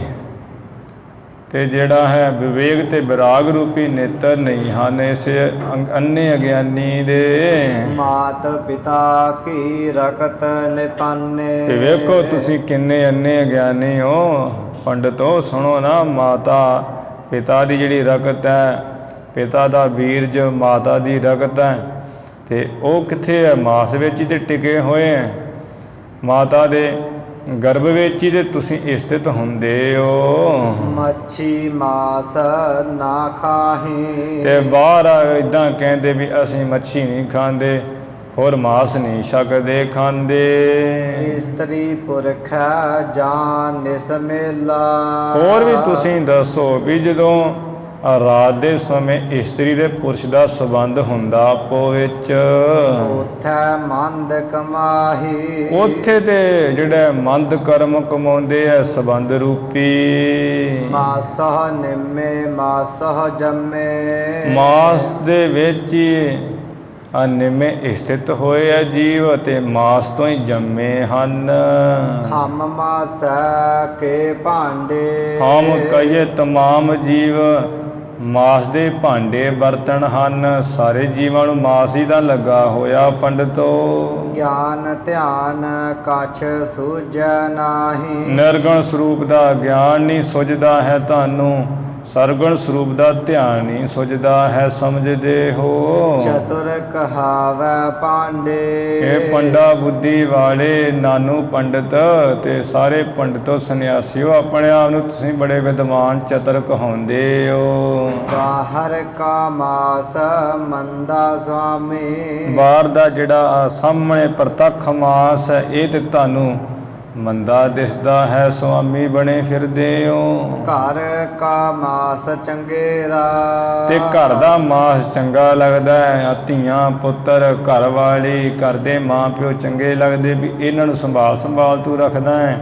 ਵੀ ਮੇਰੇ ਹੈ, ਤੇ ਇਹ ਵੀ ਤੇ ਮਾਸ ਹੀ ਹੈ ਨਾ ਪੰਡਤ। ਜੀ ਜੰਤ ਸਭ ਮਾਸ ਹੋਏ ਜਿੰਨੇ ਵੱਡੇ ਜੀਵ ਹੈ ਜਿੰਨੇ ਛੋਟੇ ਜੰਤੂ ਹੈ ਸਾਰੇ ਮਾਸ ਤੋਂ ਹੀ ਤਾਂ ਪੈਦਾ ਹੋਏ ਐ, ਸਭ ਮਾਸ ਹੀ ਤਾਂ ਹਨ। ਜੀਏ ਲਿਆ ਵਾਸੇਰਾ ਤੇ ਜਿੰਨੇ ਮਾਸ ਤੋਂ ਬਣੇ ਹੋਏ ਜੀਵ ਹੈ ਉਹ ਸਰੀਰਾਂ ਵਿੱਚ ਜੀਵ ਆਤਮਾ ਨੇ ਵਸੇਰਾ ਲਿਆ ਹੋਇਆ ਹੈ। ਉਹ ਜਿਹੜੀ ਹੈ ਚੇਤਨ ਸੱਤਾ ਹੈ ਉਹਨੇ ਨਿਵਾਸ ਕੀਤਾ ਹੋਇਆ ਮਾਸ ਦੇ ਸਰੀਰ ਵਿੱਚ। ਅਪਾਖ ਭਖ ਹੈ ਭਖ ਤਜ ਛੋੜ ਹੈ ਜੋ ਅਭਾਖ ਹੈ ਭਾਵ ਨਾ ਖਾਣ ਵਾਲਾ ਤਮਾਕੂ ਤੁਸੀਂ ਖਾਈ ਜਾਂਦੇ ਹੋ, ਚਿਲਮਾ ਹੁੱਕੇ ਤੁਸੀਂ ਪੀ ਜਾਂਦੇ ਹੋ, ਜੋ ਨਹੀਂ ਖਾਣ ਵਾਲਾ ਭਖਣ ਵਾਲਾ ਹੈ, ਨਿੰਦਾ ਚੁਗਲੀ ਰੂਪ ਜਿਹੜੀ ਲਿੱਦ ਉਹ ਤੁਸੀਂ ਖਾਈ ਜਾਂਦੇ ਹੋ ਨਾ ਖਾਣ ਵਾਲੀ, ਪਰਾਏ ਦਾ ਹੱਕ ਨਹੀਂ ਖਾਣਾ ਹੈ ਉਹ ਤੁਸੀਂ ਛਕੀ ਜਾਂਦੇ ਹੋ। ਭਖ ਤਜ ਛੋੜ ਹੈ ਜੋ ਖਾਣ ਵਾਲਾ ਹੈ ਨਾ ਪਰਮੇਸ਼ਰ ਦੀ ਸਿਫਤ ਸਲਾਹ ਰੂਪੀ ਅੰਨ ਸਤ ਸੰਗਤ ਰੂਪੀ ਨਾਮ ਦਾ ਰਸ ਛਕਣ ਵਾਲਾ ਉਹ ਤੁਸੀਂ ਛੱਡ ਬੈਠੇ ਹੋ, ਛੱਡਦੇ ਹੋ। ਅੰਧ ਗੁਰੂ ਜਿਨ ਕੇਰਾ ਜਿਨ੍ਹਾਂ ਦਾ ਪੰਡਤ ਅੰਨਾ ਗੁਰੂ ਹੈ ਉਹ ਤੇ ਨਾ ਖਾਣੀਆਂ ਵਾਲੀਆਂ ਚੀਜ਼ਾਂ ਦੇ ਖਾਈ ਜਾਂਦੇ ਹੈ, ਜਿਹੜੀ ਖਾਣ ਵਾਲੀ ਚੀਜ਼ ਉਹਨੂੰ ਛੱਡ ਦਿੰਦੇ ਹੈ। ਗੁਰੂ ਜੀ ਨੇ ਕਹਾ ਅੰਧਲਾ ਚੇਲੇ ਨਾਹੀਂ ਠਾਓ, ਚੇਲੇ ਵੀ ਅੰਨੇ ਕੰਮ ਕਰਦੇ ਹਨ। ਮਾਸਹ ਨਿੰਮੇ ਮਾਸਹ ਜੰਮੇ ਮਾਸ ਤੋਂ ਹੀ ਇਹ ਜੀਵ ਜਿਹੜਾ ਹੈ ਨਿੰਮੇ ਸਥਿਤ ਹੋਏ ਮਾਤਾ ਦੀ ਰਗਤ ਬਿੰਦ ਤੋਂ, ਤੇ ਮਾਸੋਂ ਜੰਮੇ ਉਹ ਮਾਸ ਦੀ ਜੋ ਬਣੀ ਹੋਈ ਮਾਤਾ ਹੈ, ਮਾਤਾ ਦੀ ਗਰਭ ਵੀ ਮਾਸ ਦੀ ਹੈ, ਤੇ ਉਹਦੇ ਗਰਭ ਵਿੱਚੋਂ ਹੀ ਇਹ ਜੀਵ ਜੰਮੇ ਹੈ ਮਾਸ ਦੇ। ਹਮ ਮਾਸਾ ਕੇ ਭਾਂਡੇ ਤਮਾਮ ਜੀਵ ਸਾਰੇ ਮਾਸ ਦੇ ਭਾਂਡੇ ਬਰਤਨ ਹਨ। ਗਿਆਨ ਧਿਆਨ ਕਛ ਸੂਝੈ ਨਾਹੀ ਨਿਰਗੁਣ ਸਰੂਪ ਦਾ ਗਿਆਨ ਸਰਗੁਣ ਸਰੂਪ ਦਾ ਧਿਆਨ ਤੁਹਾਨੂੰ ਤੇ ਸੁਝਦਾ ਹੀ ਨਹੀਂ ਹੈ। ਚਤੁਰ ਕਹਾਵੈ ਪਾਂਡੇ ਪੰਡਾ ਬੁੱਧੀ ਵਾਲੇ ਨਾਨੂ ਪੰਡਤ ਆਪਣੇ ਆਪ ਨੂੰ ਚਤੁਰ ਸਿਆਣਾ ਕਹਾਉਂਦਾ ਹੈ ਤੂੰ। ਮਾਸ ਪੁਰਾਣੀ ਮਾਸ ਕਤੇਂਬੀ ਕਤੇਬੀ ਇਸੇ ਤਰ੍ਹਾਂ ਹੋਰ ਵੀ ਸੁਣੋ ਵੀ ਪੁਰਾਣਾ ਵਿੱਚ ਵੀ ਤੇ ਮਾਸ ਬਾਰੇ ਲਿਖਿਆ ਹੀ ਹੋਇਆ ਹੈ ਨਾ ਵੀ ਆਹ ਵੱਡੇ ਵੱਡੇ ਰਾਜਿਆਂ ਨੇ ਜੱਗ ਕੀਤੇ ਹੈ ਮਾਸ ਅਸਮੇਤ ਜੱਗ ਗੈਂਡੇ ਮਾਰ ਕੇ ਜੱਗ ਕਿਨੇ ਉਹਨਾਂ ਨੇ ਜੱਗ ਕੀਤੇ ਹੋਏ ਪੁਰਾਣਾ ਵਿੱਚ ਲਿਖਿਆ ਹੋਇਆ ਵੀ ਕਿਵੇਂ ਬਲੀਆਂ ਦਿੱਤੀਆਂ ਗਈਆਂ ਜੱਗ ਦੇ ਸਮੇਂ। ਫਿਰ ਕਤੇਬਾਂ ਵਿੱਚ ਵੀ ਮਾਸ ਦਾ ਲਿਖਿਆ ਹੋਇਆ ਵੀ ਜਿਹੜੇ ਗਾਂ ਦਾ ਮਾਸ ਦਾ ਗੋਸ਼ਤ ਜਿਹੜਾ ਹੈ ਉਹਦੀ ਬਲੀ ਦੇਣੀ ਹੈ। ਜਹ ਜਗ ਮਾਸ ਕਮਾਣਾ ਚਾਰੇ ਯੁੱਗਾਂ ਵਿੱਚ ਮਾਸ ਨੂੰ ਹੀ ਕਮਾਇਆ ਹੈ ਨਾ ਸਭ ਨੇ, ਸਤਯੁਗ ਤ੍ਰੇਤੇ ਦੁਆਪਰ ਤੇ ਕਲਯੁਗ ਦੇ ਵਿੱਚ ਕੋਈ ਲੇਖਾ ਨਹੀਂ ਹੈ। ਰਾਜੇ ਮਹਾਰਾਜਿਓ ਕਰਦੇ ਆਏ ਜੱਗ ਜਿਸ ਕਰਕੇ ਮਾਸ ਨੂੰ ਕਮਾਇਆ ਹੈ। ਜਜ ਕਾਜ ਵਿਆਹੇ ਸੁਹਾਵੈ ਤੇ ਨਾਨੋ ਪੰਡਤ ਆ ਜੱਜ ਜਿਹਨੂੰ ਪੂਜਣ ਕਰਦੇ ਆ ਪੂਜਾ ਕਰਦੇ ਆ ਉੱਥੇ ਜਿਹੜੇ ਕੋਈ ਪੁਜਾਰੀ ਲੋਕ ਉਹ ਵੀ ਤੇ ਮਾਸ ਦੇ ਹੀ ਹੈ ਨਾ ਸੋਭਨੀਕ। ਤੇ ਹੋਰ ਜਦੋਂ ਕੋਈ ਕਾਜ ਧਰਮ ਦਾ ਕੰਮ ਕਰਨਾ ਹੁੰਦਾ, ਉੱਥੇ ਜਿਹੜੇ ਇਕੱਠੇ ਹੁੰਦੇ ਉਹ ਵੀ ਮਾਸ ਦੇ ਹੀ ਹੈ। ਜਦੋਂ ਵਿਆਹ ਹੁੰਦਾ ਹੈ, ਸਕੇ ਸੰਬੰਧੀ, ਦਾਦਕੇ, ਨਾਨਕੇ, ਆ ਜਿੰਨੇ ਰਿਸ਼ਤੇਦਾਰ ਆਉਂਦੇ, ਭਾਈਚਾਰਾ, ਇਹ ਵੀ ਤਾਂ ਸਾਰੇ ਮਾਸ ਦੇ ਹੀ ਹੈ ਨਾ। ਸੋ ਬਨੀਕ ਪੂਜਣ ਕਰਨ ਵੇਲੇ, ਕੰਮ ਧੰਦੇ ਧਰਮ ਦੇ ਕਰਨ ਵੇਲੇ, ਵਿਆਹ ਦੇ ਸਮੇਂ ਸਾਰੇ ਮਾਸ ਹੀ ਤੇ ਸੋਭਨੀਕ ਹੋ ਰਿਹਾ ਜਿਹੜੇ ਸਰੀਰ ਆ ਰਹੇ ਹਨ। ਉਥੈ ਮਾਸ ਸਮਾਣਾ, ਉੱਥੇ ਮਾਸ ਹੀ ਮਾਸ ਤੇ ਸਮਾਇਆ ਹੁੰਦਾ ਹੈ। ਸਾਰੇ ਜਿੰਨੇ ਵੀ ਉਹ ਇਕੱਠੇ ਹੋਏ ਹੁੰਦੇ ਮਾਸ ਦੇ ਤਾਂ ਬਣੇ ਹਨ। ਇਸਤਰੀ ਪੁਰਖ ਨਿਪਜਹਿ ਮਾਸਹੁ, ਇਸਤਰੀ ਤੇ ਪੁਰਖ ਜਿਹੜੇ ਪੈਦਾ ਹੁੰਦੇ ਆ ਉਹ ਮਾਸ ਤੋਂ ਹੀ ਹੁੰਦੇ ਹਨ। ਪਾਤ ਸਾਹ ਸੁਲਤਾਨਾ, ਇਸਤਰੀ ਪੁਰਖ ਦੇ ਜਿਹੜੇ ਉਹੀ ਮਾਸ ਤੋਂ ਪੈਦਾ ਹੁੰਦੇ, ਉਹਨਾਂ ਤੋਂ ਹੀ ਮਾਸ ਅੱਗੇ ਪੈਦਾ ਹੁੰਦਾ ਹੈ। ਆ ਪਾਤਸ਼ਾਹ ਲੋਕ, ਚੱਕਰਵਰਤੀ, ਵੱਡੇ ਸੁਲਤਾਨ, ਵੱਡੇ ਪਾਤਸ਼ਾਹ ਲੋਕ, ਜੇ ਓਏ ਦਿਸਹਿ ਨਰਕ ਜਾਂਦੇ। ਇਹ ਬ੍ਰਾਹਮਣੋ ਦੱਸੋ ਵੀ ਜੇ ਤੁਹਾਨੂੰ ਨਰਕ ਜਾਂਦੇ ਦਿਸਦੇ ਹੈ, ਕਿਉਂਕਿ ਵੱਡੇ ਵੱਡੇ ਪਾਤਸ਼ਾਹ ਬਲੀਆਂ ਦਿੰਦੇ ਹੈ, ਜਗ ਕਰਦੇ ਹੈ, ਹਵਨ ਕਰਦੇ ਹੈ, ਉਹ ਜੰਗ ਜੁੱਧ ਕਰਦੇ, ਉਹ ਭੋਜਨ ਆਦਿ ਵੀ ਮਾਸ ਦਾ ਛਕਣ ਕਰਦੇ ਹੈ। ਜੇ ਤੁਹਾਨੂੰ ਦਿਸਦਾ ਵੀ ਉਹ ਨਰਕ ਨੂੰ ਜਾਂਦੇ ਹੈ, ਨਰਕ ਜਾਣਗੇ, ਤਾਂ ਉਨਕਾ ਦਾਨ ਨਾ ਲੈਣਾ। ਤੇ ਤਾਂ ਮਾਰੇ ਕਹਿੰਦੇ ਫਿਰ ਤੁਸੀਂ ਉਹਨਾਂ ਰਾਜਿਆਂ ਪਾਸੋਂ ਦਾਨ ਨਾ ਲੈਣਾ, ਹੱਥ ਟੱਡ ਟੱਡ ਕੇ ਵੀ ਤੁਹਾਨੂੰ ਦਿਸ ਰਿਹਾ ਵੀ ਉਹ ਬਲੀਆਂ ਦਿੰਦੇ ਨਰਕ 'ਚ ਜਾਣਗੇ, ਤੇ ਉਹਨਾਂ ਪਾਸੋਂ ਤੁਸੀਂ ਦਾਨ ਨਾ ਲੈਣਾ। ਫਿਰ ਦੇਂਦਾ ਨਰਕ ਸੁਰਗ ਲਾਦੇ। ਇਹ ਕਹਿਣ ਲੱਗੇ ਸੁਣ ਕੇ ਵੀ ਸਾਡਾ ਕੰਮ ਹੈ ਦਾਨ ਲੈਣਾ, ਆ ਕੋਈ ਕੀ ਕਰਦਾ ਕੀ ਕਰੇ, ਉਹਨਾਂ ਨੂੰ ਅਸੀਂ ਕੀ ਜਾਣੀਏ, ਅਸੀਂ ਕੀ ਸਮਝਦੇ ਹਾਂ, ਜਿੱਥੇ ਮਰਜ਼ੀ ਉਹ ਜਾਣ, ਅਸੀਂ ਤਾਂ ਦਾਨ ਲੈਣਾ ਹੈ, ਉਹ ਨਰਕ 'ਚ ਪੈਂਦੇ ਤੇ ਪੈਣ, ਤੇ ਅਸੀਂ ਤਾਂ ਨਹੀਂ ਪੈ ਸਕਦੇ। ਤੇ ਮਹਾਰਾਜ ਕਹਿਣ ਲੱਗੇ ਸੁਣ ਕੇ, ਕਹਿੰਦੇ ਵੀ ਠੀਕ ਹੈ ਪੰਡਤੋ ਤੁਹਾਡੀ ਗੱਲ ਵੀ ਜੋ ਤੁਹਾਨੂੰ ਦਿੰਦਾ ਹੈ ਦਾਨ ਉਹ ਤੇ ਜਾਏਗਾ ਨਰਕ, ਤੇ ਜੋ ਲੈਂਦੇ ਉਹਨਾਂ ਪਾਸੋਂ ਉਹ ਸਵਰਗ ਜਾਣਗੇ। ਵੀ ਇਹ ਤੇ ਬੜੀ ਚੰਗੀ ਗੱਲ ਹੈ। ਦੇਖੋ ਇਹੋ ਤਿਨਾਣਾ, ਤਿੰਗਾਣਾ, ਦੇਖੋ ਇਹੋ ਮਾਰ ਕਹਿੰਦੇ ਤਿੰਗਾਣਾ, ਵੀ ਅੱਜ ਧੱਕੇਸ਼ਾਹੀ ਵਾਲੀ ਗੱਲ ਨਹੀਂ ਹੈ, ਇਹ ਜੋਰਾ ਜਾਰੀ ਹੈ ਜੀ ਗੱਲ, ਧੱਕੋ ਢਿੰਗੋ ਜੋਰੀ ਹੈ ਨਾ, ਵੀ ਜਿਹੜੇ ਦਾਨ ਦੇਣ ਤੇ ਉਹ ਜਾ ਕੇ ਫਸ ਜਾਣ, ਜਿਹੜੇ ਲੈਣ ਤੇ ਉਹ ਸਵਰਗ ਵਿੱਚ ਜਾਣ ਮੂੰਹ ਸਵਾਰ ਕੇ। ਆਪ ਨਾ ਬੁਝਾ ਲੋਕ ਬੁਝਾਏ, ਆਪ ਤੁਸੀਂ ਬੁਝਦੇ ਸਮਝਦੇ ਨਹੀਂ ਕੁਝ, ਤੇ ਲੋਕਾਂ ਨੂੰ ਸਮਝਾਉਂਦੇ ਹੋ ਵੀ ਆ ਨਹੀਂ ਕਰਨਾ ਚਾਹੀਦਾ। ਪਾਂਡੇ ਖਰਾ ਸਿਆਣਾ, ਇਹ ਪੰਡਤ ਨਾਨੂ ਤੂੰ ਤੇ ਬੜਾ ਚੰਗਾ ਸਿਆਣਾ ਬਣਦਾ ਆਪਣੇ ਆਪ। ਪਾਂਡੇ ਤੂੰ ਜਾਣਾ ਹੀ ਨਾਹੀ, ਇਹ ਪੰਡਤੋ ਨਾਨੂ ਦੇ ਸਮੇਤ ਹੀ ਮਹਾਰਾਜ ਕਹਿੰਦੇ ਤੁਸੀਂ ਅਸਲ ਵਿੱਚ ਮਾਸ ਦੇ ਸੰਬੰਧ ਦੇ ਵਿਚਾਰ ਜਾਣਦੇ ਨਹੀਂ ਹੋ। ਕਿਤਹੁ ਮਾਸ ਉਪੰਨਾ, ਵੀ ਇਹ ਜਿਹੜਾ ਮਾਸ ਇਹ ਪੈਦਾ ਕਿੱਥੋਂ ਹੋਇਆ ਹੈ। ਤੋਏ ਉਹ ਅੰਨ ਕਮਾਦ ਕਪਾਹਾ, ਇਹ ਮਾਸ ਕਿੱਥੋਂ ਪੈਦਾ ਹੋਇਆ ਇਹ ਵੀ ਸੁਣ ਲਓ। ਵੀ ਤੋਏ ਉਹ ਕਹੀਏ ਜਿਹੜਾ ਜਲ ਹੈ, ਇਹ ਜਲ ਤੋਂ ਪੈਦਾ ਹੁੰਦਾ ਅੰਨ। ਹੁਣ ਜਿੰਨਾ ਹੀ ਅੰਨ ਨੂੰ ਜਲ ਮਿਲਦਾ ਫਿਰ ਹੀ ਤਾਂ ਪੈਦਾ ਹੁੰਦਾ ਹੈ। ਅੰਨ ਪਾਣੀ ਤੋਂ ਪੈਦਾ ਹੁੰਦਾ ਹੈ, ਅੰਨ ਜਲ ਤੋਂ ਹੀ ਪੈਦਾ ਹੁੰਦਾ ਹੈ। ਕਮਾਦ ਜਿੱਤੋਂ ਆ ਸ਼ੱਕਰ ਗੁੜ ਆਦਿਕ ਬਣ ਜਾਂਦਾ ਹੈ ਮਿੱਠਾ, ਤੇ ਪਾਣੀ ਤੋਂ ਪੈਦਾ ਹੁੰਦੀ ਹੈ ਕਪਾਹ, ਜਿੱਤੋਂ ਕੱਪੜਾ ਬਣਦਾ ਹੈ। ਤੋਏ ਉਹ ਤਿਰ ਭਵਨ ਗੰਨਾ, ਜਲ ਦੇ ਨਾਲ ਹੀ ਤਿਰ ਭਵਨ ਕਹੀਏ, ਤਿੰਨੇ ਲੋਕ ਗੰਨਾ ਕਹੀਏ ਗਿਣੇ ਜਾਂਦੇ ਹੈ। ਵੀ ਤਿੰਨੇ ਲੋਕ ਹੀ ਜਲ ਦੇ ਨਾਲ ਹੀ ਚੱਲ ਰਹੇ। ਪਹਿਲਾ ਪਾਣੀ ਜੀਓ ਹੈ ਜਿਤ ਹਰਿਆ ਸਭ ਕੋਏ, ਜਿਹਦੇ ਕਰਕੇ ਸਾਰੇ ਹਰੇ ਭਰੇ ਹੈ। ਜਲ ਦਾ ਪਹਿਲਾ ਪਾਣੀ ਜੀਓ ਹੈ, ਪਾਣੀ ਪਹਿਲਾ ਜੀਵਨ ਹੈ। ਮਨੁੱਖ ਨੂੰ ਜਨਮ ਲੈਂਦਿਆਂ ਵੀ ਉਹ ਪਾਣੀ ਦੇ ਦਿੱਤਾ ਜਾਂਦਾ ਹੈ, ਤੇ ਕੋਈ ਗੱਲ ਨਹੀਂ, ਆਂਚ ਨਹੀਂ ਆਉਂਦੀ। ਤੇ ਮਰਨ ਵੇਲੇ ਤੇ ਪ੍ਰਤੱਖ ਹੀ ਮਨੁੱਖ ਜੇ ਹੋਵੇ ਤੇ ਉਹ ਪਾਣੀ ਮੰਗਦਾ ਵੀ ਪਾਣੀ ਲਿਆਓ, ਪਾਣੀ ਲਿਆਓ। ਇਵੇਂ ਪਾਣੀ ਜਿਹੜਾ ਹੈ ਉਹ ਤਿੰਨਾਂ ਭਵਨਾਂ ਵਿੱਚ ਜੀਵਨ ਗਿਣਿਆ ਜਾਂਦਾ ਹੈ। ਜਲ ਤੋਂ ਹੀ ਇਹ ਤਿੰਨੇ ਲੋਕ ਹੈ, ਇਹ ਸਰੀਰ, ਅੰਨ, ਤੇ ਕੱਪੜੇ ਆਦਿਕ ਪੈਦਾ ਹੁੰਦੇ ਐ।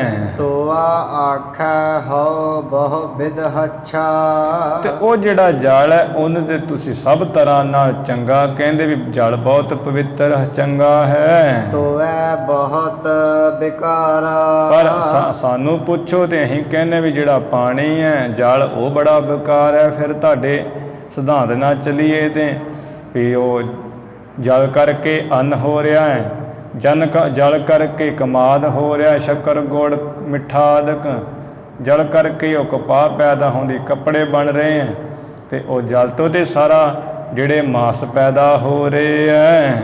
ਇਥੇ ਰਸ ਛੋੜ ਹੋਵੇ ਸੰਨਿਆਸੀ। ਜਿਹੜਾ ਤੇ ਇੰਨੇ ਰਸ ਛੱਡ ਦੇ ਨਾ, ਕੱਪੜਾ ਪਾਉਣਾ ਛੱਡ ਦੇ, ਅੰਨ ਛੱਡ ਦੇ, ਕਿਉਂਕਿ ਉਹ ਜਿਹੜਾ ਅੰਨ ਹੈ ਸੂਰਜ ਚੰਦਰਮਾ ਦੀਆਂ ਕਿਰਨਾਂ ਮਿਲ ਕੇ ਰਾਤ ਸਮੇਂ ਊਰਜਾ, ਰਾਤ ਦਿਨ ਵੇਲੇ ਊਰਜਾ ਮਿਲ ਜੁਲ ਕੇ ਅੰਨ ਵਿੱਚ ਉਹ ਰਸ ਬਣਦਾ ਹੈ, ਉਹ ਅਸੀਂ ਛਕਦੇ ਹਾਂ।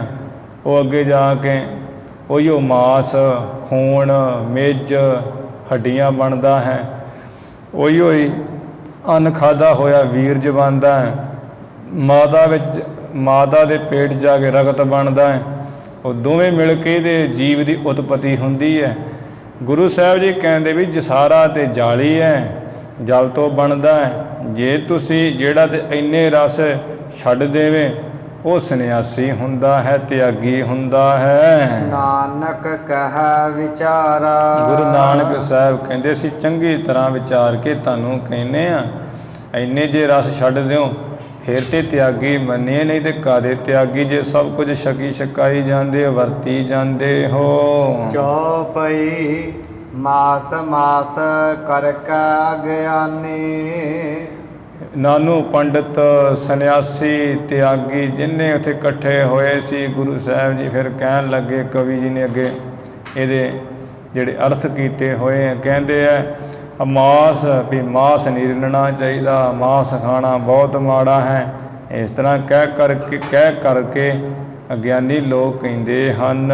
ਮੂਰਖ ਝਗਰਹਿ ਆਨ ਗੁਮਾਨੀ। ਮੂਰਖ ਜਿਹੜੇ ਲੋਕ ਹੈ ਨਾ, ਹੰਕਾਰੀ ਗੁਮਾਨੀ, ਆਣ ਕੇ ਝਗੜਾ ਕਰਦੇ ਆ, ਪਵਾੜੇ ਪਾਉਂਦੇ ਹੈ। ਗਿਆਨ ਬੈਨ ਕੋ ਸਮਝਹਿ ਨਾਹੀ। ਜਿਹੜੇ ਗਿਆਨ ਦੇ ਬਚਨ ਉਹਨਾਂ ਨੂੰ ਤੇ ਸਮਝਦੇ ਨਹੀਂ ਹਨ। ਰਚੇ ਦੰਭ ਨਿਜ ਮਾਨ ਵਧਾਹੀ। ਪਖੰਡ ਜਾ ਰਚ ਕੇ ਆਪਣਾ ਹੰਕਾਰ ਜਾ ਵਧਾਉਂਦੇ ਐਵੇਂ ਲੋਕਾਂ ਵਿੱਚ।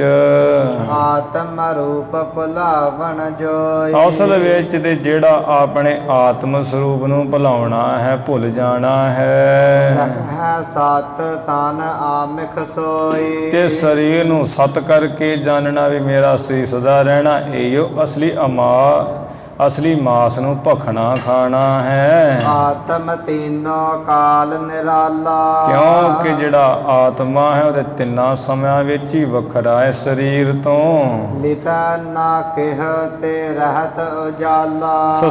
ਸਰੀਰ ਵਿੱਚ ਰਹਿੰਦਿਆਂ ਹੀ ਉਹ ਕਿਸੇ ਤਰ੍ਹਾਂ ਵੀ ਲਪਾਏਮਾਨ ਨਹੀਂ ਹੁੰਦਾ, ਹਮੇਸ਼ਾ ਉੱਜਲ ਹੀ ਰਹਿੰਦਾ, ਵੱਖਰਾ ਹੀ। ਦੇਹ ਅਸਤ ਦਿਸਹਿ ਬਿਦਤਾਰੀ। ਇਹ ਪੰਡਤੋ ਜਿਹੜੀ ਇਹ ਦੇਹ ਹੈ, ਸਰੀਰ, ਇਹ ਤੇ ਪ੍ਰਗਟ ਰੂਪ ਹੀ ਅਸਤ ਦਿਸ ਰਹੀ ਹੈ, ਖਤਮ ਹੋ ਜਾਣ ਵਾਲੀ। ਆਏ ਜੇ ਪ੍ਰਾਰਬਧ ਅਨਸਾਰੀ।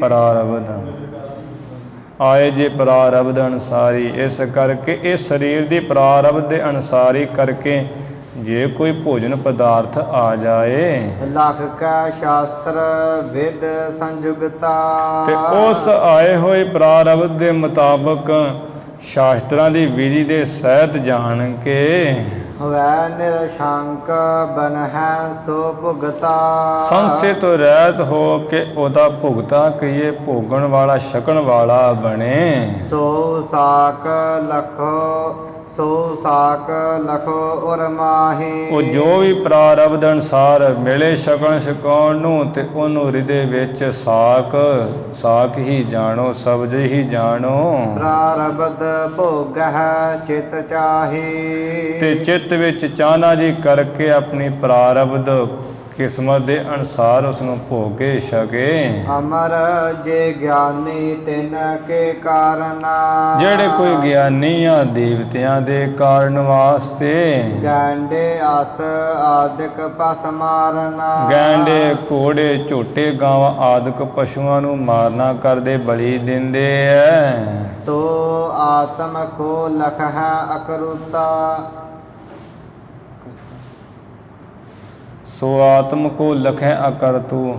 ਉਹ ਆਪਣੇ ਆਤਮਾ ਨੂੰ ਅਕਰਤਾ ਜਾਣਦੇ ਆ ਵੀ ਇਹ ਸਾਡਾ ਜਿਹੜਾ ਆਤਮਾ ਇਹ ਕਰਤਾ ਨਹੀਂ ਹੈ, ਇਹ ਕਰਨ ਵਾਲਾ ਨਹੀਂ ਹੈ, ਵੱਖਰਾ ਹੈ ਸਾਡਾ ਆਤਮਾ।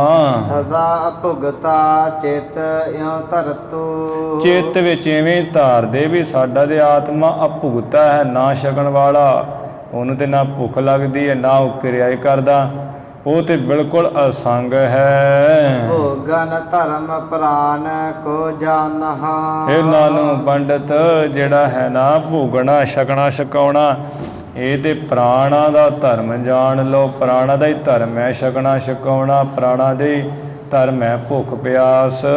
ਕਰਨਾ ਧਰਮ ਰਖੀਕ ਪਛਾਨਹਾ, ਜਿਹੜਾ ਪਦਾਰਥਾਂ ਨੂੰ ਗ੍ਰਹਿਣ ਕਰਨਾ ਇਹ ਇੰਦਰੀਆਂ ਦਾ ਧਰਮ ਪਛਾਣ ਲਓ। ਅੱਖਾਂ ਹੀ ਗ੍ਰਹਿਣ ਕਰਦੀਆਂ ਰੂਪ ਨੂੰ, ਤੇ ਆ ਰਸਨਾ ਹੀ ਜਿਹੜੀ ਛਕਣਾ ਕਰਦੀ ਹੈ। ਇਸੇ ਤਰ੍ਹਾਂ ਕੰਨ ਜਿਹੜੇ ਸੁਣ ਰੂਪ ਗ੍ਰਹਿਣ ਕਰਦੇ ਹੈ। ਇੰਦਰੀਆਂ ਦਾ ਧਰਮ ਹੈ ਗ੍ਰਹਿਣ ਕਰਨਾ, ਪਛਾਣ ਲਓ। ਲਖਨਾ ਧਰਮ ਜੋ ਮਨ ਕੋ ਹੋਈ, ਮਨ ਦਾ ਧਰਮ ਹੈ ਜਿਹੜਾ ਚੰਗੇ ਮੰਦੇ ਨੂੰ ਜਾਣਨਾ। ਇਸ ਪ੍ਰਕਾਰ ਸਮਝਤ ਹੈ ਸੋਈ, ਤੇ ਇਹ ਧਰਮ ਹੈ ਪ੍ਰਾਣਾ ਦਾ ਧਰਮ ਹੈ ਛਕਣਾ ਛਕਾਉਣਾ। ਮਨ ਦਾ ਧਰਮ ਹੈ ਚੰਗਾ ਮੰਦੇ ਦਾ ਗਿਆਨ ਕਰਨਾ, ਤੇ ਇੰਦਰੀਆਂ ਦਾ ਧਰਮ ਹੈ ਗ੍ਰਹਿਣ ਕਰਨਾ। ਪਦਾਰਥ ਜਿਹੜਾ ਰਸਨਾ ਤੇ ਰੱਖ ਲੈਣਾ, ਉਹਨੂੰ ਛਕ ਲੈਣਾ। ਇੰਦਰੀ ਦਾ ਕਰਮ ਹੈ ਬਸ ਗ੍ਰਹਿਣ ਹੀ ਕਰਨਾ। ਇਸ ਤਰ੍ਹਾਂ ਉਹ ਸਮਝਦੇ ਹੈ ਗਿਆਨੀ। ਪ੍ਰਾਰਬਧ ਲਖ ਭੋਗਹਿ ਜੋ ਪ੍ਰਾਲਬਧ ਕਿਸਮਤ ਜਾਣ ਕੇ ਭੋਗਦੇ ਛਕਦੇ ਐ। ਪੁੰਨ ਪਾਪ ਮਹਿ ਲਿਵੈ ਨਾ ਸੋ, ਉਹ ਪੰਡਤ ਜੀ ਪੁੰਨ ਪਾਪ ਦੇ ਵਿੱਚ ਲਪਾਏ ਮਾਨ ਨਹੀਂ ਹੁੰਦੇ। ਹਰ ਜੇ ਹੈ ਮੂਰਖ ਅਗਿਆਨੀ, ਹੋਰ ਜਿਹੜੇ ਮੂਰਖ ਅਗਿਆਨੀ ਬੇਸਮਝ ਹਨ, ਦੰਭ ਵੈਸ਼ਨਾ ਜਿਉ ਬਿਦ ਠਾਨੀ, ਐਵੇਂ ਉਹ ਪਖੰਡ ਜੇ ਕਰਦੇ ਆ ਜਿਵੇਂ ਵੈਸ਼ਨੋਆਂ ਦੀ ਉਹ ਵਿਧੀ ਜੀ ਕਰਦੇ ਆ ਵੀ ਅਸੀਂ ਬੜੇ ਵੈਸ਼ਨੋ ਹਾਂ। ਮਾਸ ਪਿਖਹਿ ਦਿਨ ਨਾਕ ਦਬਾਵਹਿ, ਮਾਸ ਨੂੰ ਵੇਖ ਕੇ ਦਿਨੇ ਤੇ ਨੱਕ ਦਬਾਉਂਦੇ ਆ। ਗੂਠਾ ਉਂਗਲ ਜੀ ਰੱਖ ਲੈਂਦੇ ਨੱਕ ਉੱਪਰ। ਨਿਸ ਪਰਤੀ ਸੋ ਕੇਲ ਕਮਾਵਹਿ, ਤੇ ਰਾਤ ਨੂੰ ਪਰਾਈ ਇਸਤਰੀ ਨਾਲ ਕਰੀੜਾ ਕਮਾਉਂਦੇ ਹੈ। ਲੋਚਨ ਸਮਤ ਹਿਰਦੈ ਜਿਸ ਨਾਹੀ, ਲੋਚਨ ਜਿਨ੍ਹਾਂ ਦੀ ਜਿਸ ਦੇ ਹਿਰਦੇ ਵਿੱਚ ਸ੍ਰੇਸ਼ਟ ਮਤ ਰੂਪੀ ਨੇਤਰ ਨਹੀਂ ਹਨ। ਵਿਸ਼ੈ ਬਾਸ਼ਨਾ ਅੰਧ ਕਮਾਹੀ, ਉਹ ਵਿਸ਼ੇ ਵਾਸ਼ਨਾ ਵਿੱਚ ਅੰਧ ਕਰਮ ਕਮਾਈ ਜਾਂਦੇ ਹੈ। ਵਿਸ਼ੇ ਵਾਸ਼ਨਾ ਦੇ ਵਿੱਚ ਬੈਠੇ ਹੋਏ ਉਹ ਅੰਧ ਕਰਮ ਕਮਾਈ ਜਾਂਦੇ ਹੈ। ਜਿਨ੍ਹਾਂ ਦੇ ਹਿਰਦੇ ਵਿੱਚ ਸ੍ਰੇਸ਼ਟ ਚੰਗੀ ਅਕਲ ਮਤ ਵਾਲੇ ਨੇਤਰ ਨਹੀਂ ਹੈ, ਗਿਆਨ ਰੂਪੀ ਨੇਤਰ ਨਹੀਂ ਹੈ, ਪ੍ਰੋਖ ਤੇ ਅਪਰੋਖ ਗਿਆਨ ਰੂਪੀ ਨੇਤਰ ਨਹੀਂ ਹੈ, ਉਹ ਵਿਸ਼ੇ ਵਾਸ਼ਨਾ ਦੇ ਵਿੱਚ ਫਸੇ ਹੋਏ ਅੰਧ ਕਰਮ ਕਮਾਈ ਜਾਂਦੇ ਹੈ। ਵਹਿਰ ਮਾਸ ਕੋ ਜਾਣੈ ਮੰਦਾ, ਬਾਹਰਲੇ ਮਾਸ ਨੂੰ ਉਹ ਭੈੜਾ ਮੰਦਾ ਜਾਣਦੇ ਐ। ਛਪ ਕਰ ਭੋਗੈ ਹੋਇ ਦੁਖ ਦੰਦਾ, ਤੇ ਸ਼ੁਭ ਕਰਕੇ ਰਾਤ ਬਰਾਤੇ ਤੇ ਦਿਨੇ ਵੀ ਸ਼ੁਭ ਕਰਕੇ ਉਹ ਪਰ ਇਸਤਰੀ ਗਮਨ ਕਾ ਰੂਪ ਭੋਗੀ ਜਾਂਦੇ ਐ, ਛਕੀ ਜਾਂਦੇ ਐ। ਵਿਕਾਰ ਵੀ ਭੋਗਦੇ ਵਿਸ਼ਿਆਂ ਕਰਕੇ। ਤੇ ਇਸੇ ਤਰ੍ਹਾਂ ਜਿਹੜਾ ਹੈ ਰਸਨਾ ਨਾਲ ਵੀ ਛਕੀ ਛਕਾਈ ਜਾਂਦੇ ਐ, ਜਿਸ ਕਰਕੇ ਉਹਨਾਂ ਨੂੰ ਬੜਾ ਦੁੱਖ ਦਲਿੱਦਰ ਕਲੇਸ਼ ਉਪੱਦਰ ਹੁੰਦਾ ਹੈ। ਜਿਨ ਨਰ ਅਗਿਆਨੀ ਦੁਖ ਧਾਰਾ, ਜਿਨ੍ਹਾਂ ਅਗਿਆਨੀ ਪੁਰਸ਼ਾਂ ਨੇ ਦੁੱਖ ਰੂਪ ਅਗਿਆਨ ਨੂੰ ਧਾਰਿਆ ਹੈ। ਪਾਪ ਸਹਤ ਸੇ ਕਰਹਿ ਆਹਾਰਾ। ਉਹ ਪਾਪ ਦੇ ਸਹਿਤ ਹੋ ਕੇ ਭੋਜਨ ਛਕਣਾ ਕਰਦੇ ਐ। ਜੇ ਗਿਆਨੀ ਤਨ ਹੰਤ ਨਸਾਇਕ। ਪਰ ਜਿਹੜੇ ਗਿਆਨੀਆਂ ਨੇ ਸਰੀਰ ਦੀ ਹੰਤਾ ਦੂਰ ਕਰ ਦਿੱਤੀ, ਨਾਸ ਕਰ ਦਿੱਤੀ ਹੈ ਵੀ ਸਰੀਰ ਮੈਂ ਹੈ ਨਹੀਂ ਆ, ਆਤਮਾ ਮੇਰਾ ਅਕਰਤਾ ਹੈ। ਉਹ ਕਰਤਾ ਭੋਗਤਾ ਆਪਣੇ 'ਚ ਨਹੀਂ ਆਉਂਦਾ, ਨਾ ਉਹ ਕਰਮ ਕਰਨ 'ਚ ਆਉਂਦਾ ਹੈ, ਨਾ ਉਹ ਭੋਗਣ 'ਚ ਆਉਂਦਾ ਹੈ। ਜਿਨ੍ਹਾਂ ਨੇ ਇਹ ਜਾਣ ਕੇ ਸਰੀਰ ਦੀ ਹੰਗਤਾ ਛੱਡ ਦਿੱਤੀ ਹੈ। ਆਏ ਆਹਾਰ ਜੋ ਸਹਿਜ ਸੁਭਾਇਕ। ਸੁੱਤੇ ਸਿੱਧੀ ਪਰਮੇਸ਼ਰ ਦੀ ਕਿਰਪਾ ਨਾਲ ਪ੍ਰਾਰਬਧ ਦੇ ਅਨੁਸਾਰ ਜੋ ਉਹਨਾਂ ਨੂੰ ਛਕਣ ਛਕਾਉਣ ਵਾਸਤੇ ਭੋਜਨ ਆ ਜਾਏ। ਪ੍ਰਾਰਬਧ ਲੱਖ ਪਾਵਤ ਸੋ। ਪ੍ਰਾਰਬਧ ਆਪਣੀ ਕਿਸਮਤ ਜਾਣ ਕੇ ਉਸ ਭੋਜਨ ਨੂੰ ਪਾ ਲੈਂਦੇ, ਛਕ ਲੈਂਦੇ ਹਨ। ਤਾਂ ਕੋ ਪਾਪ ਨਾ ਪੁਨਹ ਕੋ। ਉਹਨਾਂ ਨੂੰ ਹੇ ਪੰਡਿਤੋ ਕੋਈ ਪਾਪ ਨਹੀਂ ਹੁੰਦਾ, ਕੋਈ ਪੁੰਨ ਨਹੀਂ ਹੁੰਦਾ। ਜਿਵੇਂ ਕ੍ਰਿਸ਼ਨ ਭਗਵਾਨ ਜੀ ਨੇ ਉਹ ਗੀਤਾ ਦੇ ਵਿੱਚ ਕਿਹਾ ਹੋਇਆ ਅਰਜਨ ਨੂੰ ਕਿ ਹੇ ਅਰਜਨ, ਤੂੰ ਜਿਹੜਾ ਹੈ ਨਾ ਤੂੰ ਆਪਣਾ ਕੰਮ ਕਰ, ਤੂੰ ਜੰਗ ਯੁੱਧ ਕਰ, ਤੇ ਤੂੰ ਇਹ ਨਾ ਸੋਚ ਵੀ ਮੈਂ ਕਰਨਾ ਹੈ ਜੰਗ ਯੁੱਧ। ਤੇਰਾ ਆਤਮਾ ਇਸ ਤੋਂ ਪਰੇ ਹੈ। ਤੇਰਾ ਆਤਮਾ ਨਾ ਕੱਟਿਆ ਜਾਏਗਾ, ਨਾ ਵੱਢਿਆ ਜਾਏਗਾ, ਨਾ ਉਹ ਸੜ ਸਕਦਾ ਹੈ, ਨਾ ਉਹ ਡੁੱਬ ਸਕਦਾ ਹੈ। ਤੇ ਇਹ ਕੋਈ ਵੀ ਜਿਹੜਾ ਕਰਮ ਕਰਨਾ ਹੈ ਇਹਨੂੰ ਆਪਣਾ ਕਰਤਾਪਣ ਸਮਝ ਕੇ ਨਹੀਂ ਕਰਨਾ ਹੈ। ਗੁਰੂ ਘਰ ਦਾ ਵੀ ਇਹੀ ਸਿਧਾਂਤ ਹੈ ਕਿ ਜਿਹੜਾ ਵੀ ਕੋਈ ਸੇਵਾ ਕਰਨੀ ਹੈ ਕਰਤਾ ਰੂਪ ਹੋ ਕੇ ਨਹੀਂ ਕਰਨੀ ਵੀ ਮੈਂ ਸੇਵਾ ਕਰਦਾ ਹਾਂ, ਇਹਦਾ ਫਲ ਮੈਂ ਭੋਗਾਂ। ਫਿਰ ਜੇ ਅਸੀਂ ਕਰਤਾ ਬਣ ਕੇ ਤੇ ਫਲ ਭੋਗਣਾ ਹੀ ਪੈਣਾ ਹੈ। ਜਿਹੜੇ ਗਿਆਨੀ ਲੋਕ ਹੈ ਉਹ ਆਪਣੀ ਕਿਰਿਆ ਕਰੀ ਜਾਂਦੇ ਆ, ਜੋ ਫਰਜ਼ ਹੈ ਉਹਨੂੰ ਨਿਭਾਈ ਜਾਂਦੇ ਆ। ਨਾ ਤੇ ਉਹ ਕਰਤੇ ਪੁਣਾ ਵਿੱਚ ਆਉਂਦੇ ਆ ਵੀ ਅਸੀਂ ਕਰ ਰਹੇ ਹਾਂ। ਜਦੋਂ ਉਹ ਕਰਤੇ ਪੁਣੇ 'ਚ ਨਹੀਂ ਹੈ ਫਿਰ ਭੋਗਣ ਵਿੱਚ ਆਪੇ ਨਹੀਂ ਆਉਂਦਾ ਹੈ। ਜਿਹਨੇ ਕਹਿ ਦਿੱਤਾ ਮੈਂ ਕੀਤਾ, ਉਹ ਕਰਤੇ ਪੁਣੇ 'ਚ ਆ ਗਿਆ। ਫਿਰ ਜਦੋਂ ਉਹਨੇ ਕੀਤਾ ਫਲ ਤੇ ਉਹਦਾ ਮਿਲੇਗਾ ਹੀ। ਜੇ ਚੰਗਾ ਕੀਤਾ ਤੇ ਚੰਗਾ ਫਲ, ਮਾੜਾ ਕੀਤਾ ਤੇ ਮਾੜਾ ਫਲ। ਕ੍ਰਿਸ਼ਨ ਭਗਵਾਨ ਨੇ ਵੀ ਅਰਜਨ ਨੂੰ ਇਹੀ ਦੱਸਿਆ ਵੀ ਤੂੰ ਕਿਰਿਆ ਕਰ, ਕੋਈ ਵੀ ਕਰਮ ਕਰਨਾ ਹੈ ਉਹ ਪਰਮੇਸ਼ਰ ਦੇ ਤੇ ਪ੍ਰਾਰਬਧ ਅਨੁਸਾਰ ਕਰ ਦੇਣਾ ਹੈ, ਉਹਦੀ ਇੱਛਾ ਨਹੀਂ ਕਰਨੀ। ਉਹ ਮਾਲਕ ਪਰਮ ਪਿਤਾ ਪਰਮੇਸ਼ਰ ਉਹਦਾ ਫਲ ਸਵੈਂ ਆਪਣੇ ਆਪ ਹੀ ਦੇਗਾ। ਸੇਵਾ ਕਰਤ ਹੋਏ ਨਿਹਕਾਮੀ, ਨਿਸ਼ਕਾਮ ਰਹਿ ਕੇ ਸੇਵਾ ਕਰਨੀ ਹੈ। ਗੁਰੂ ਨੂੰ ਆਪੇ ਫਿਕਰ ਹੀ ਹੈ ਕਿਹਨੂੰ ਕੀ ਦੇਣਾ, ਕਿਹਨੂੰ ਕੀ ਨਹੀਂ ਦੇਣਾ ਹੈ। ਇਸ ਕਰਕੇ ਵੀ ਨਾ ਤੇ ਜਿਹੜੇ ਗਿਆਨੀ ਲੋਕ ਕਰਤਾ ਪੁਣੇ ਵਿੱਚ ਆਉਂਦੇ ਵੀ ਮੈਂ ਨਹੀਂ ਕਰ ਰਿਹਾ ਹਾਂ, ਨਾ ਉਹ ਜਦੋਂ ਨਾ ਕਰਤਾ ਪੁਣੇ 'ਚ ਨਹੀਂ ਆਇਆ ਫਿਰ ਭੁਗਤਾ ਪੁਣੇ 'ਚ ਨਹੀਂ ਆਉਂਦੇ ਹੈ। ਉਹ ਆਪਣੇ ਆਤਮਾ ਨੂੰ ਅਭੁਗਤਾ, ਨਾ ਛਕਣ ਛਕਾਉਣ ਵਾਲਾ, ਭੁਗਤਣ ਵਾਲਾ, ਨਾ ਕਰਨ ਵਾਲਾ ਹੀ ਸਮਝਦੇ ਹਨ। ਲਿਖਿਓ ਪੁਰਾਣਕ ਤੇ ਬਨਮਾਸਾ। ਜਿਸ ਕਰਕੇ ਉਹਨਾਂ ਨੂੰ ਪਾਪ ਪੁੰਨ ਨਹੀਂ ਕੋਈ ਲੱਗਦਾ ਹੈ। ਤੇ ਹੋਰ ਨਾਲ ਇਹ ਵੀ ਸੁਣ ਲਓ ਵੀ ਪੁਰਾਣਾਂ ਵਿੱਚ ਤੇ ਕਿਤਾਬਾਂ ਵਿੱਚ ਵੀ ਤੇ ਮਾਸ ਬਾਰੇ ਲਿਖਿਆ ਹੀ ਹੋਇਆ ਹੈ। ਮਾਸ ਸੰਗ ਪੂਜੈ ਸੁਰ ਸਾਰਾ। ਮਾਸ ਸੰਗ ਪੂਜੈ ਸੁਰ ਸਾਰਾ। ਮਾਸ ਸੰਗ ਪੂਜੈ ਸੁਰ ਰਾਸਾ। ਸਾਰੇ ਜਿਹੜੇ ਦੇਵਤੇ ਆ ਮਾਸ ਨਾਲ ਪੂਜਦੇ ਹਨ। ਕਾਜ ਵਿਵਾਦਿਕ ਜੇਸ। ਕਾਜ ਵਿਵਾਦਿਕ ਜੇ ਸਭ ਹੀ। ਹੋਰ ਜਿਹੜੇ ਕੰਮ ਕਾਰ ਹੈ ਵਿਆਹ ਆਦਿਕ ਤੋਂ ਲੈ ਕੇ ਇਹ ਸਾਰੇ ਹੀ ਬਿਨਾ ਮਾਸ ਤੇ ਸੁਬੈ ਨਾ ਕਬਹੀ। ਬਿਨਾ ਮਾਸ ਤੋਂ ਇਹ ਕਦੀ ਸ਼ੋਭਨੀਕ ਨਹੀਂ ਹੁੰਦੇ। ਜੇ ਉਹ ਵਿਆਹ ਵਿੱਚ ਕਿਸੇ ਕਾਰਜ ਵਿੱਚ ਚਾਰ ਜੀ ਨਾ ਹੋਣ, ਸਕੇ ਸੰਬੰਧੀ ਭਾਈਚਾਰਾ, ਤੇ ਉਹ ਕਾਰਜ ਸ਼ੋਭਦੇ ਨਹੀਂ ਹਨ। ਪਾਤਸ਼ਾਹ ਨ੍ਰਿਪ ਆਮਿਖ ਖਾਵਤ। ਤੇ ਹੋਰ ਇਹ ਨਾਨੂ ਪੰਡਿਤ ਜਿਹੜੇ ਪਾਤਸ਼ਾਹ ਲੋਕ ਹੈ, ਵੱਡੇ ਵੱਡੇ ਰਾਜੇ, ਉਹ ਤੇ ਮਾਸ ਛਕਦੇ ਆ, ਜੱਗ ਵੀ ਕਰਦੇ, ਬਲੀਆਂ ਵੀ ਦਿੰਦੇ ਹਨ। ਜੇ ਤੁਮ ਲਖੋ ਨਰਕ ਸੋ ਜਾਵਤ। ਜੇ ਤੁਸੀਂ ਜਾਣਦੇ ਹੋ ਵੀ ਉਹ ਇਹ ਐਸਾ ਕਰਨ ਵਾਲੇ ਨਰਕਾਂ ਨੂੰ ਜਾਣਗੇ, ਪਾਤਸ਼ਾਹ ਚੱਕਰਵਰਤੀ, ਤੋ ਤੁਮ ਕਿਉ ਲੇਤ ਨ ਕੋ ਧਾਨਾ। ਲੇਤ ਨਾ ਕੋ ਧਾਨਾ, ਕਹਿੰਦੇ ਫਿਰ ਤੁਸੀਂ ਕਿਉਂ ਨਾ ਕੋ ਜਿਹੜਾ ਹੈ ਆ ਲੇਲੜੀਆਂ ਜਿਹੀਆਂ ਕੱਢ ਕੇ ਧਾਨਾ ਕਹੀਏ, ਅਨਾਜ ਆਦਿਕ ਤੇ ਪੈਸਾ ਲੈਂਦੇ ਹੋ।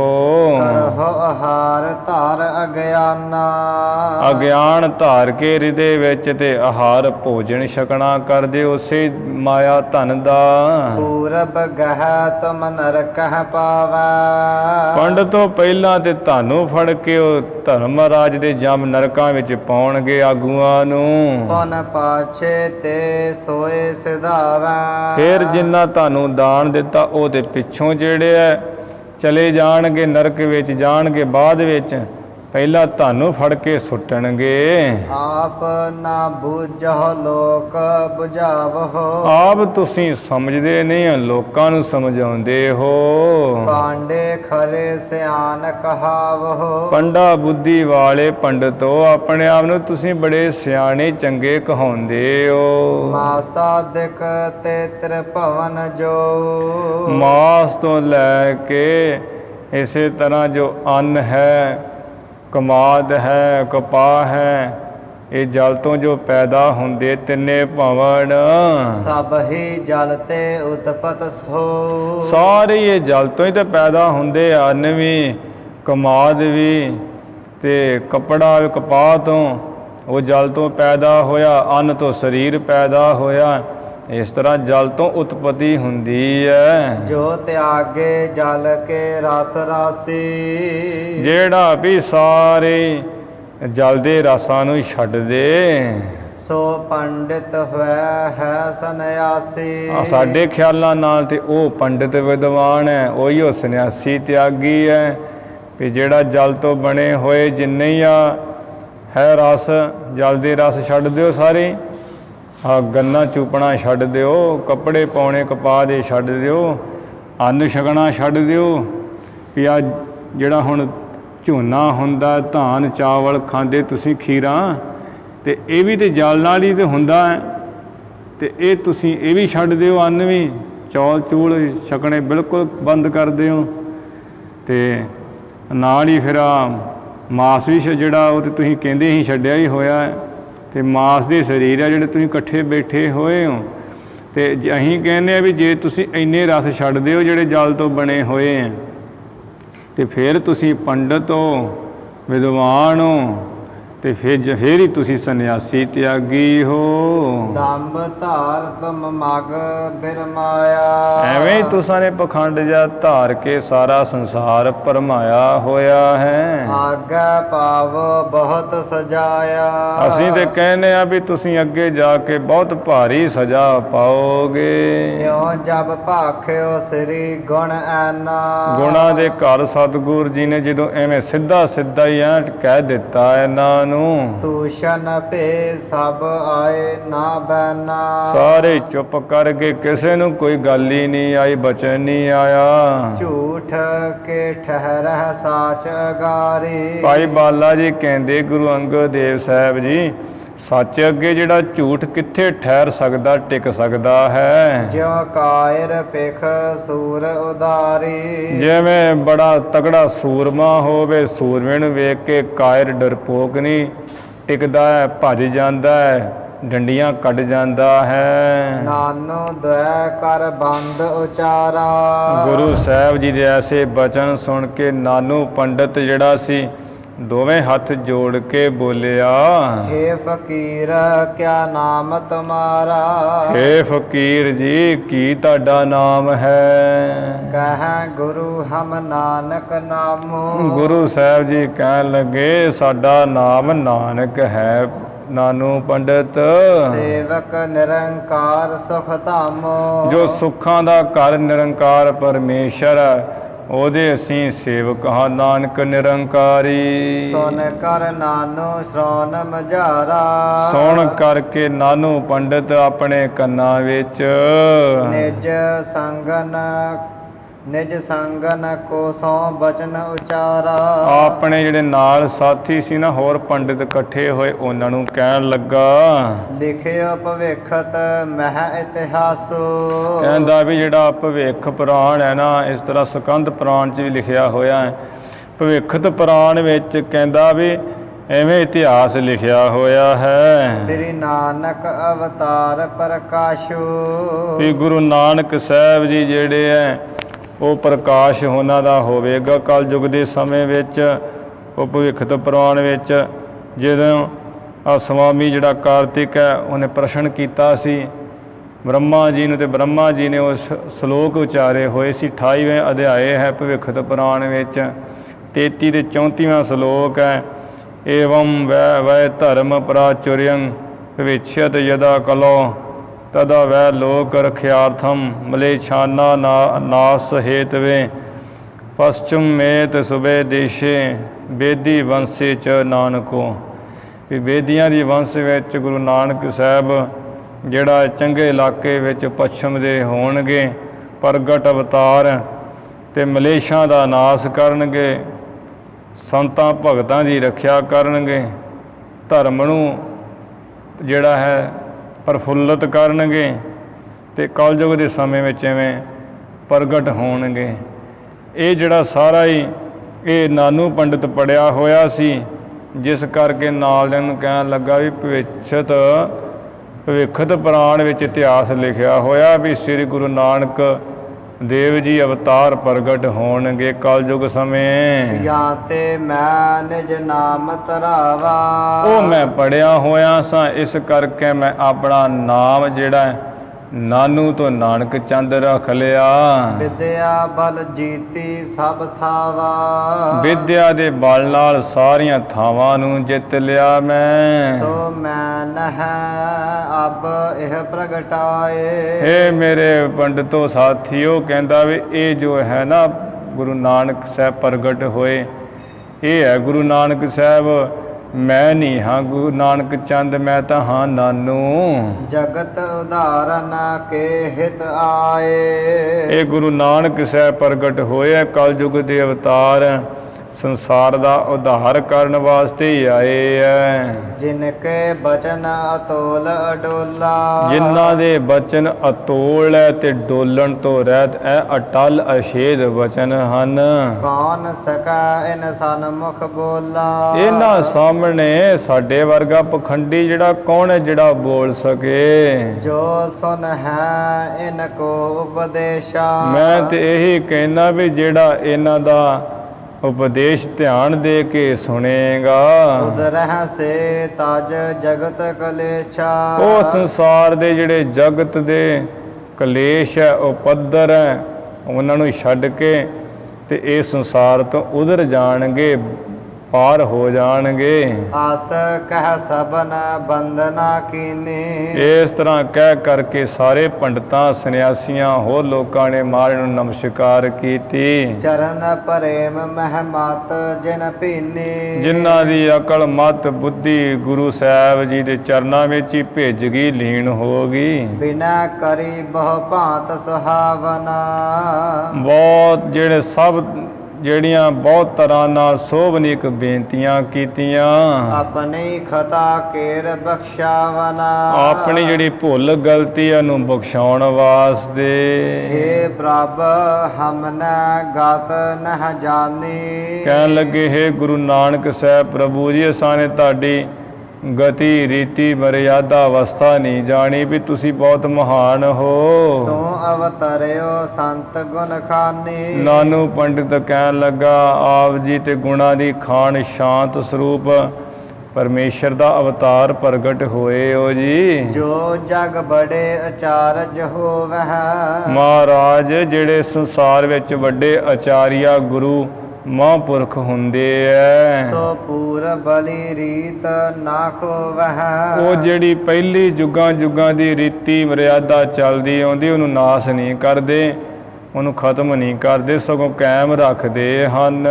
ਪੁਰਬ ਦਿਵਸ ਮਹਿਮਾਸ ਆਹਾਰਾ। ਇਸ ਕਰਕੇ ਗੁਰੂ ਨਾਨਕ ਸਾਹਿਬ ਜੀ ਆ ਪੁਰਬ ਦਿਵਸ ਭਾਵ ਜਦੋਂ ਕੋਈ ਦਿਨ ਦਿਹਾੜਾ ਹੋਵੇ, ਸੂਰਜ ਗ੍ਰਹਿਣ ਦੇ ਇਹ ਪੁਰਬਾਦਕ ਦਿਨਾਂ ਵਿੱਚ ਜਿਹੜਾ ਕੋਈ ਮਾਸ ਦਾ ਭੋਜਨ ਹੈ, ਖਾਨ ਪੁਰਾਨ ਨਾ ਕਿਸੇ ਉਚਾਰੇ। ਮਹਾਰਾਜ ਕਿਸੇ ਪ੍ਰਾਣ ਨੇ ਇਹ ਪੁਰਬ ਦੇ ਦਿਨਾਂ ਵਿੱਚ ਮਾਸ ਖਾਣ ਲਈ ਕਿਹਾ ਨਹੀਂ ਹੈ। ਜਾਂ ਤੇ ਹਮ ਤੁਮ ਸੋ ਕਛ ਭਾਖਾ। ਇਸੇ ਵਾਸਤੇ ਅਸਾਂ ਨੇ ਉਹ ਪੁਰਾਣਾ ਸ਼ਾਸਤਰਾਂ ਦੇ ਹਿਸਾਬ ਨਾਲ ਹੀ ਜੁਗਤੀ ਨਾਲ ਹੀ ਆਪ ਜੀ ਨੂੰ ਆਖਿਆ ਹੈ। क्षमा करहो अब हम न लाखा। ਪਰ ਹੁਣ ਅਸਾਂ ਨੇ ਜਾਣ ਲਿਆ ਵੀ ਤੁਸੀਂ ਤੇ ਪਰਮੇਸ਼ਰ ਰੂਪ ਆਏ ਹੋਏ ਹੋ। ਜੋ ਮਹਾਰਾਜਾ ਗਲਤੀ ਜੀ ਕਰਕੇ ਵੀ ਤੁਹਾਨੂੰ ਅਸੀਂ ਮਾਰ ਦਿਆਂਗੇ, ਦੱਸ ਦਿਓ, ਅਸੀਂ ਇਹ ਕਰ ਦਿਆਂਗੇ, ਉਹ ਕਰ ਦਿਆਂਗੇ। ਇਹ ਜੋ ਵੱਧ ਘੱਟ ਬੋਲੇ ਆ ਮਹਾਰਾਜ ਸਾਡੀ ਸਾਨੂੰ क्षमा ਕਰੋ, ਮਾਫ ਕਰ ਦਿਓ, ਭੁੱਲ ਬਖਸ਼ ਦਿਓ ਜੀ। ਸੁਨ ਕਰ ਬੋਲੇ ਗੁਨੀ ਗਹੀਰਾ। ਸੋਹਣ ਕਰਕੇ ਜੋ ਗੁਣਾਂ ਦੇ ਸਮੁੰਦਰ ਹੈ ਬੜੇ ਡੂੰਘੇ ਸਤਿਗੁਰੂ ਜੀ ਬਚਨ ਬੋਲੇ। ਹਮ ਤੋ ਧਰੀ ਦੇਗ ਮਹਿ ਖੀਰਾ। ਕਹਿਣ ਲੱਗ ਮਾਰੇ ਕਹਿੰਦੇ ਵੀ ਤੁਸੀਂ ਕੋ ਸੋਚਦੇ ਵੀ ਅਸੀਂ ਮਾਸ ਧਰਿਆ ਹੈ। ਅਸਾਂ ਨੇ ਮਾਸ ਥੋੜਾ ਧਰਿਆ ਹੋਇਆ ਹੈ। ਅਸਾਂ ਤੇ ਉਹ ਜਿਹੜੇ ਕੋਰੇ ਮਟਕੇ ਵਿੱਚ ਦੇਗ ਵਿੱਚ ਖੀਰ ਧਰੀ ਹੋਈ ਹੈ। ਬਹੁਤੀ ਧੇਨ ਚਵਾਏ ਮੰਗਾਈ। ਬਹੁਤੀਆਂ ਗਾਵਾਂ ਦਾ ਦੁੱਧ ਮੰਗਵਾ ਕੇ ਚਵਾ ਕੇ ਲਿਆਂਦਾ ਹੋਇਆ ਹੈ। ਰੀਦਹ ਬਾਇਸ ਕੋ ਇਹ ਥਾਈ। ਤੇ ਇਹ ਥਾਂ ਦੇ ਉੱਪਰ ਉਹ ਜਿਹੜੀ ਖੀਰ ਹੈ ਉਹ ਅਸੀਂ ਰਿੰਨ ਰਹੇ ਹਾਂ। ਵਿਮਲ ਭਇਓ ਰਵ ਲੀਅ ਜੋ ਗਰਾਹੀ। ਜਿਹੜਾ ਹੁਣ ਸੂਰਜ ਨੂੰ ਰਾਤ ਨੇ ਗਰਸ ਲਿਆ ਸੀ ਉਹ ਸੂਰਜ ਨਿਰਛਾਇਆ ਹੋ ਗਿਆ ਹੈ। ਭਾਵ ਹੁਣ ਹਨੇਰਾ ਹਨੇਰਾ ਉਜਲ ਹੋ ਗਿਆ, ਨਿਰਮਲ ਹੋ ਗਿਆ ਹੈ। ਅਬ ਸਭ ਭੋਜਨ ਕਰਹੁ ਇਹਾਹੀ। ਹੁਣ ਤੁਸਾਂ ਨੇ ਪੂਜਾ ਇਸ਼ਨਾਨ ਕਰ ਲਿਆ, ਇੱਥੇ ਹੀ ਬੈਠ ਕਰਕੇ ਭੋਜਨ ਛਕਣਾ ਕਰੋ ਖੀਰ ਦਾ। ਢਿਗ ਬਸਾਏ ਪੰਕਤ ਕਰਵਾਈ। ਮਹਾਰਾਜ ਜੀ ਨੇ ਕਹਿ ਕਰਕੇ ਕੋਲ ਹੀ ਬਿਠਾ ਲਿਆ, ਬੜੀ ਤਗੜੀ ਪੰਗਤ ਇੱਕ ਕਰਵਾ ਦਿੱਤੀ ਹੈ, ਐਵੇਂ ਪੰਗਤਾਂ ਲਵਾ ਦਿੱਤੀਆਂ ਹਨ।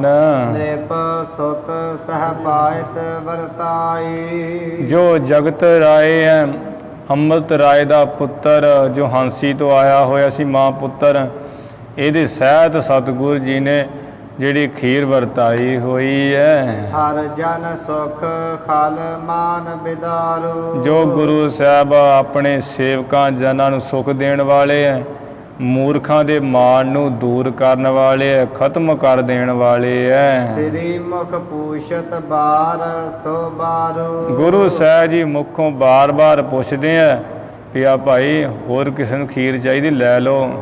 ਖੀਰ ਵਾਹਿਗੁਰੂ ਜੀ। ਰਿਖੀ ਮਨੀਸ਼ਰ ਔਰ ਦਵਿਜਿੰਦੂ। ਉੱਥੇ ਜਿੰਨੇ ਵੀ ਰਿਖੀ ਸਨ, ਮੁਨੀਆਂ ਦੇ ਵੱਡੇ ਮੁਨੀ ਈਸ਼ਰ, ਇਸੇ ਤਰ੍ਹਾਂ ਦਵਿਜ ਬ੍ਰਾਹਮਣਾਂ ਦੇ ਵੱਡੇ ਬ੍ਰਾਹਮਣ। ਸੌਦਾਗਰ ਧਰ ਕਹਿਤ ਨੰਦੂ। ਸੌਦਾਗਰ ਲੋਕ ਵੀ ਜੋ ਗਏ ਹੋਏ ਸੀ, ਐਵੇਂ ਦੁਕਾਨਾਂ ਆਦਿਕ ਵਾਲੇ ਜਿਹੜੇ ਇਕੱਠੇ ਹੋਏ ਵਪਾਰ ਆਦਿਕ ਵਾਲੇ, ਉਹ ਬੜਿਆ ਆਨੰਦ ਜਿਹਾ ਧਾਰ ਕੇ ਕਹਿ ਰਹੇ ਸੀ। ਵਾਇਸ ਦੇਖ ਹਿਰਦੈ ਬਿਸਮਾਏ। ਵੀ ਆ ਜਿਹੜਾ ਮਟਕਾ ਹੈ ਤੇ ਛੋਟਾ ਜਿਹਾ ਰੱਖਿਆ ਹੋਇਆ ਹੈ ਤੇ ਇੰਨੀ ਖੀਰ ਕਿੱਥੋਂ ਛਕਾਈ ਜਾਂਦੇ? ਉਹ ਖੀਰ ਦੇਖ ਕੇ ਹਿਰਦਿਆਂ ਵਿੱਚ ਅਚਰਜ ਹੋ ਰਹੇ ਹੈ। ਦਵਿਜ ਸੰਨਿਆਸੀ ਸਭ ਤ੍ਰਿਪਤਾਏ। ਜਿੰਨੇ ਬ੍ਰਾਹਮਣ ਸਨ, ਜਿੰਨੇ ਸੰਨਿਆਸੀ ਸਾਧੂ, ਸਾਰੇ ਖੀਰ ਖਾ ਖਾ ਕੇ ਰੱਜ ਗਏ ਖੁੱਲੀ ਡੁੱਲੀ। ਦਇਓ ਅਨੇਕਨ ਕੇਰ ਆਹਾਰੇ। ਮਹਾਰਾਜ ਜੀ ਨੇ ਉਸ ਛੋਟੇ ਜਿਹੇ ਮਟਕੇ ਵਿੱਚੋਂ ਹੀ ਕਲਾ ਵਰਤਾ ਕੇ ਬਹੁਤੇ ਲੋਕਾਂ ਨੂੰ ਭੋਜਨ ਛਕਾਇਆ ਖੀਰ ਦਾ। ਧਾ ਅਤੋਟ ਅਚਰਜ ਔਰ ਧਾਰੇ। ਸਾਰੇ ਵੇਖ ਵੇਖ ਕੇ ਹਿਰਦੇ ਵਿੱਚ ਅਚਰਜ ਦਾ ਧਾਰਦੇ ਐ। ਉਹ ਖੀਰ ਵਿੱਚ ਟੋਟਾ ਹੀ ਨਹੀਂ ਆਇਆ, ਹੈਰਾਨ ਹੀ ਹੋ ਰਹੇ ਵੀ ਇਹ ਇੰਨੀ ਖੀਰ ਕਿੱਥੋਂ ਆ ਰਹੀ ਹੈ। ਤਿਹ ਸ਼ਨ ਨਾਨੋ ਪੰਡਿਤ ਜੋ। ਉਸ ਸਮੇਂ ਜੋ ਨਾਨੂ ਪੰਡਿਤ ਸੀ, ਸਭ ਹਿਨ ਮਹਿ ਅਸ ਬੋਲਿਓ ਸੋ। ਸਾਰਿਆਂ ਵਿੱਚ ਉੱਚੀ ਦੇ ਕੇ ਇਸ ਤਰ੍ਹਾਂ ਬੋਲਿਆ, ਆਪਨ ਨਾਮ ਤੇ ਏਕ ਕਕਾਰਾ। ਕਹਿੰਦਾ ਵੀ ਇਹ ਜਿਹੜਾ ਮੇਰਾ ਆਪਣਾ ਨਾਮ ਹੈ ਨਾ, ਜੋ ਮੈਂ ਨਾਨਕ ਰੱਖ ਕੇ ਬੈਠਾ ਹੋਇਆ, ਆਪਣੇ ਨਾਮ ਦੇ ਵਿੱਚੋਂ ਅਖੀਰਲਾ ਆਖਰੀ ਕੱਕਾ। ਅਬ ਤੇ ਮੈਂ ਕਰ ਦੀਨ ਨਿਵਾਰਾ। ਹੁਣ ਤੋਂ ਮੈਂ ਆਪ ਹੀ ਉਸ ਕੱਕੇ ਅੱਖਰ ਨੂੰ ਕੱਢ ਦਿੱਤਾ ਹੈ। ਭਾਵ ਨਾਨਕ ਅਖਵਾਉਂਦਾ ਸੀ, ਉਹ ਕੱਕਾ ਕੱਟ ਕੇ ਮੈਂ ਹੁਣ ਨਾਨੂ ਰਹਿ ਗਿਆ ਹਾਂ। ਨਾਨਕ ਤੇ ਨਾਨੋ ਮੋਹਿ ਕਹੀਏ। ਮੈਨੂੰ ਵੀ ਹੁਣ ਕੋਈ ਨਾਨਕ ਚੰਦ ਨਾ ਕਹੀਏ, ਮੈਨੂੰ ਤੇ ਜੋ ਮੇਰਾ ਨਾਮ ਹੈ ਨਾ ਨਾਨੂ, ਉਹ ਨਾਨੂ ਹੀ ਕਹੀਏ। ਨਾਨਕ ਨਾਮ ਇਨਹਿ ਕੋ ਲਹੀਏ। ਅਸਲ ਵਿੱਚ ਨਾਨਕ ਨਾਮ ਤੇ ਇਹਨਾਂ ਦਾ ਹੈ, ਤੇ ਇਹਨਾਂ ਨੂੰ ਤੁਸੀਂ ਨਾਨਕ ਨਾਮ ਇਹਨਾਂ ਦਾ ਲਈਏ ਜੋ ਮਹਾਨ ਹਨ ਸਤਿਗੁਰੂ ਜੀ। ਇਸ ਪ੍ਰਕਾਰ ਕੀ ਮਹਿਮਾ ਗਾਈ। ਇਸ ਤਰ੍ਹਾਂ ਦੀ ਨਾਨੂ ਪੰਡਿਤ ਨੇ ਬੜੀ ਮਹਿਮਾ ਗਾਈ ਹੈ ਸਾਰੇ ਪੰਡਤਾਂ ਸੰਨਿਆਸੀਆਂ ਵਿੱਚ। ਸੁਨ ਕਰ ਸਭ ਹਿਨ ਕੇ ਮਨ ਭਾਈ। ਸੁਣ ਕਰਕੇ ਸਾਰਿਆਂ ਦੇ ਮਨ ਨੂੰ ਬੜੀ ਭਾਈ ਚੰਗੀ ਲੱਗੀ, ਵੀ ਠੀਕ ਕਿਹਾ ਇਸ ਨੇ। ਪਦ ਬਾਹੁਲ ਬਹੁਤਨ ਤਬ ਲੀਨੀ। ਉਸ ਵੇਲੇ ਬਹੁਤ ਹੀ ਸੰਨਿਆਸੀਆਂ ਪੰਡਤਾਂ ਹੋਰ ਜਿਹੜੇ ਆਏ ਹੋਏ ਸੀ, ਗੁਰੂ ਨਾਨਕ ਸਾਹਿਬ ਮਹਾਰਾਜ ਦੇ ਚਰਨਾਂ ਦੀ ਪੌਲ ਛਕੀ ਹੈ ਬਹੁਤਿਆਂ ਨੇ। ਗੁਰਮਤਿ ਧਰੀ ਸਗਲ ਬਿਦ ਚੀਨੀ। ਸਭ ਤਰ੍ਹਾਂ ਨਾਲ ਮਹਾਰਾਜ ਜੀ ਨੂੰ ਮਹਾਨ ਜਾਣ ਕੇ, ਸਭ ਤਰ੍ਹਾਂ ਨਾਲ ਜਿਹੜੀ ਹੈ ਗੁਰਮਤਿ ਦੀ ਮਰਿਆਦਾ ਨੂੰ ਜਾਣ ਕੇ ਵੀ ਸਤਿਗੁਰ ਕਾ ਜੋ ਸਿੱਖ ਅਕਾਏ ਸੋ ਭਲਕੇ ਉਠਾਰ ਨਾਮ ਤੇ ਆਵੈ, ਵੀ ਇਹ ਕੁਝ ਕਰਨਾ ਹੈ। ਗੁਰਮਤਿ ਨੂੰ ਧਾਰਨ ਕੀਤਾ, ਗੁਰੂ ਦੀ ਮੱਤ ਲਈ ਹੈ। ਸ੍ਰੀ ਮੁਖ ਤੇ ਅਸ ਗਿਰਾ ਉਚਾਰੀ। ਉਸ ਵੇਲੇ ਗੁਰੂ ਸਾਹਿਬ ਜੀ ਨੇ ਸੁਭਾਏਵਾਨ ਮੁਖ ਤੋਂ ਬਾਣੀ ਉਚਾਰੀ, ਕਿਹਾ ਰਾਖੋ ਧਰਮ ਵਰਨ ਅਨੁਸਾਰੀ। ਇਹ ਵੀ ਪੰਡਤੋ ਵਿਦਵਾਨੋ, ਤੁਸੀਂ ਜਿਹੜਾ ਹੈ ਨਾ ਆਪਣੇ ਵਰਨ ਦੇ ਅਨੁਸਾਰੀ ਆਪਣਾ ਧਰਮ ਰੱਖੋ। ਭਾਵ ਜੋ ਖੱਤਰੀ ਹੈ ਉਹ ਖੱਤਰੀ ਧਰਮ ਦੇ ਅਨੁਸਾਰ ਹੀ ਰਹੋ ਆਪਣੇ ਧਰਮ ਵਿੱਚ। ਤੇ ਉਹਦਾ ਧਰਮ ਹੈ ਵੀ ਦੁਸ਼ਟਾਂ ਦੇ ਖਿਲਾਫ ਸ਼ਸਤਰ ਚੁੱਕ ਕੇ ਦੁਸ਼ਟਾਂ ਦਾ ਨਾਸ਼ ਕਰਨਾ, ਤਿੰਨਾਂ ਹੀ ਵਰਨਾਂ ਦੀ ਰੱਖਿਆ ਕਰਨੀ, ਅੱਗੇ ਹੋ ਕੇ ਜੰਗ ਯੁੱਧ ਕਰਨਾ, ਸੂਰਮਤਾਈ ਕਰਨੀ। ਇਹ ਖੱਤਰੀ ਦਾ ਧਰਮ ਹੈ, ਆਪਣੇ ਧਰਮ ਵਿੱਚ ਪੂਰਾ ਰੱਖੇ। ਬ੍ਰਾਹਮਣ ਦਾ ਧਰਮ ਹੈ ਦਾਨ ਦੇਣਾ, ਦਾਨ ਲੈਣਾ, ਜਗ ਕਰਨਾ, ਜਗ ਕਰਾਉਣਾ, ਵੇਦ ਪੜ੍ਹਨੇ, ਵੇਦ ਪੜ੍ਹਾਉਣੇ। ਇਹ ਖਟ ਕਰਮ ਬ੍ਰਾਹਮਣ ਦਾ ਕਰਮ ਹੈ, ਉਹ ਆਪਣੇ ਧਰਮ ਦੇ ਅਨੁਸਾਰ ਹੀ ਵਰਨ ਦੇ ਅਨੁਸਾਰ ਹੀ ਰਹੇ, ਧਰਮ ਵਿੱਚ ਪੱਕਾ ਰਹੇ। ਸ਼ੂਦਰ ਦਾ ਕੰਮ ਹੈ ਵੀ ਤਿੰਨਾਂ ਹੀ ਵਰਨਾਂ ਦੀ ਜਿਹੜੀ ਸੇਵਾ ਕਰਨੀ, ਉਹ ਸੇਵਾ ਕਰੇ, ਉਸ ਅਨੁਸਾਰ ਹੀ ਰਹੇ। ਜਿਹੜਾ ਹੈ ਵੈਸ, ਉਹ ਬਾਣੀਆਂ ਆਦਿਕ ਬਣ ਕੇ ਖੇਤੀਬਾੜੀ ਕਰਕੇ, ਦੁਕਾਨ ਆਦਿਕ ਕਰਕੇ, ਤੇ ਉਹ ਤਿੰਨਾਂ ਹੀ ਜਿਹੜਾ ਹੈ ਉਹਨਾਂ ਨੂੰ ਅਨਾਜ ਦੇ ਕੇ ਤਿੰਨਾਂ ਵਰਨਾਂ ਦੀ ਸੇਵਾ ਕਰੇ। ਐਵੇਂ ਆਪਣੇ ਵਰਨ ਦੇ ਅਨੁਸਾਰ ਹੀ ਹੋ ਕੇ ਆਪਣਾ ਧਰਮ ਰੱਖੋ, ਤੇ ਪਰਮੇਸ਼ਰ ਦਾ ਨਾਮ ਜੋ ਸਾਰਿਆਂ ਵਿੱਚ ਇੱਕ ਹੀ ਹੈ, ਉਸ ਨਾਮ ਨੂੰ ਜਪਣਾ ਕਰੋ। ਸਤ ਨਾਮ ਸਿਮਰਹੁ ਯੁਤ ਪ੍ਰੀਤੀ। ਸਤਿਨਾਮ ਵਾਹਿਗੁਰੂ ਜੋ ਪਰਮੇਸ਼ਰ ਦਾ ਨਾਮ ਹੈ, ਉਸ ਨੂੰ ਬੜੀ ਪ੍ਰੀਤੀ ਸਹਿਤ ਸਿਮਰੋ, ਯਾਦ ਕਰੋ। ਵੰਡ ਖਾਹੋ ਭੋਜਨ ਸ਼ੁਭ ਰੀਤੀ। ਚੰਗੀ ਰੀਤੀ ਮਰਿਆਦਾ ਨਾਲ ਭੋਜਨ ਜਿਹੜਾ ਹੈ ਦਸਾਂ ਨੌਆਂ ਦੀ ਕਿਰਤ ਕਰਕੇ ਵੰਡ ਕੇ ਛਕੋ, ਛਕਾਓ। ਸਤਿਗੁਰ ਬਾਣੀ ਕੋ ਅਭਿਆਸਾ।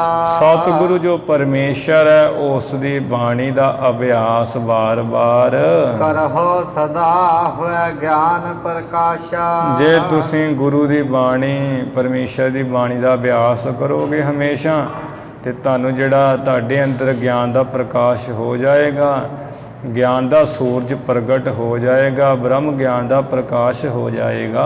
ਇਸ ਪ੍ਰਕਾਰ ਕੋ ਸੁਨ ਉਪਦੇਸ਼ਾ। ਇਸ ਤਰ੍ਹਾਂ ਦਾ ਸਤਿਗੁਰੂ ਜੀ ਦਾ ਉਪਦੇਸ਼ ਸੁਣ ਕੇ ਕਰ ਕਰ ਬੰਦਨਾ ਗੇ ਨਿਜ ਦੇਸਾ।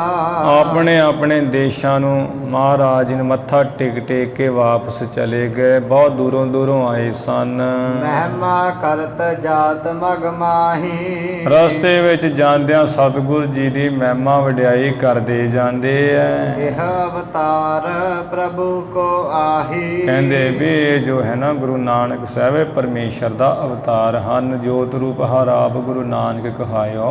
ਪੁਨ ਰਾਣੀ ਸੁਤ ਕੋ ਸੰਗ ਲੀਨੇ। ਫਿਰ ਇਹਨੇ ਨੂੰ ਜੋ ਰਾਣੀ ਸੀ ਅੰਮ੍ਰਿਤ ਰਾਏ ਦੀ ਘਰ ਵਾਲੀ, ਤੇ ਆਪਣੇ ਪੁੱਤਰ ਜਗਤ ਰਾਏ ਨੂੰ ਨਾਲ ਲੈ ਕੇ ਆਨ ਚਰਨ ਪਰ ਬੰਦਨ ਕੀਨੀ। ਆਣ ਕਰਕੇ ਸਤਿਗੁਰ ਜੀ ਦੇ ਪਾਸ ਤੇ ਮਹਾਰਾਜ ਜੀ ਦੇ ਚਰਨਾਂ ਉੱਪਰ ਮੱਥਾ ਟੇਕਣਾ ਕੀਤਾ ਦੋਵਾਂ ਮਾਂ ਪੁੱਤਾਂ ਨੇ। ਤਿਨ ਬਿਲੋਕ ਬੋਲੇ ਜਗਤੇ ਸਾ।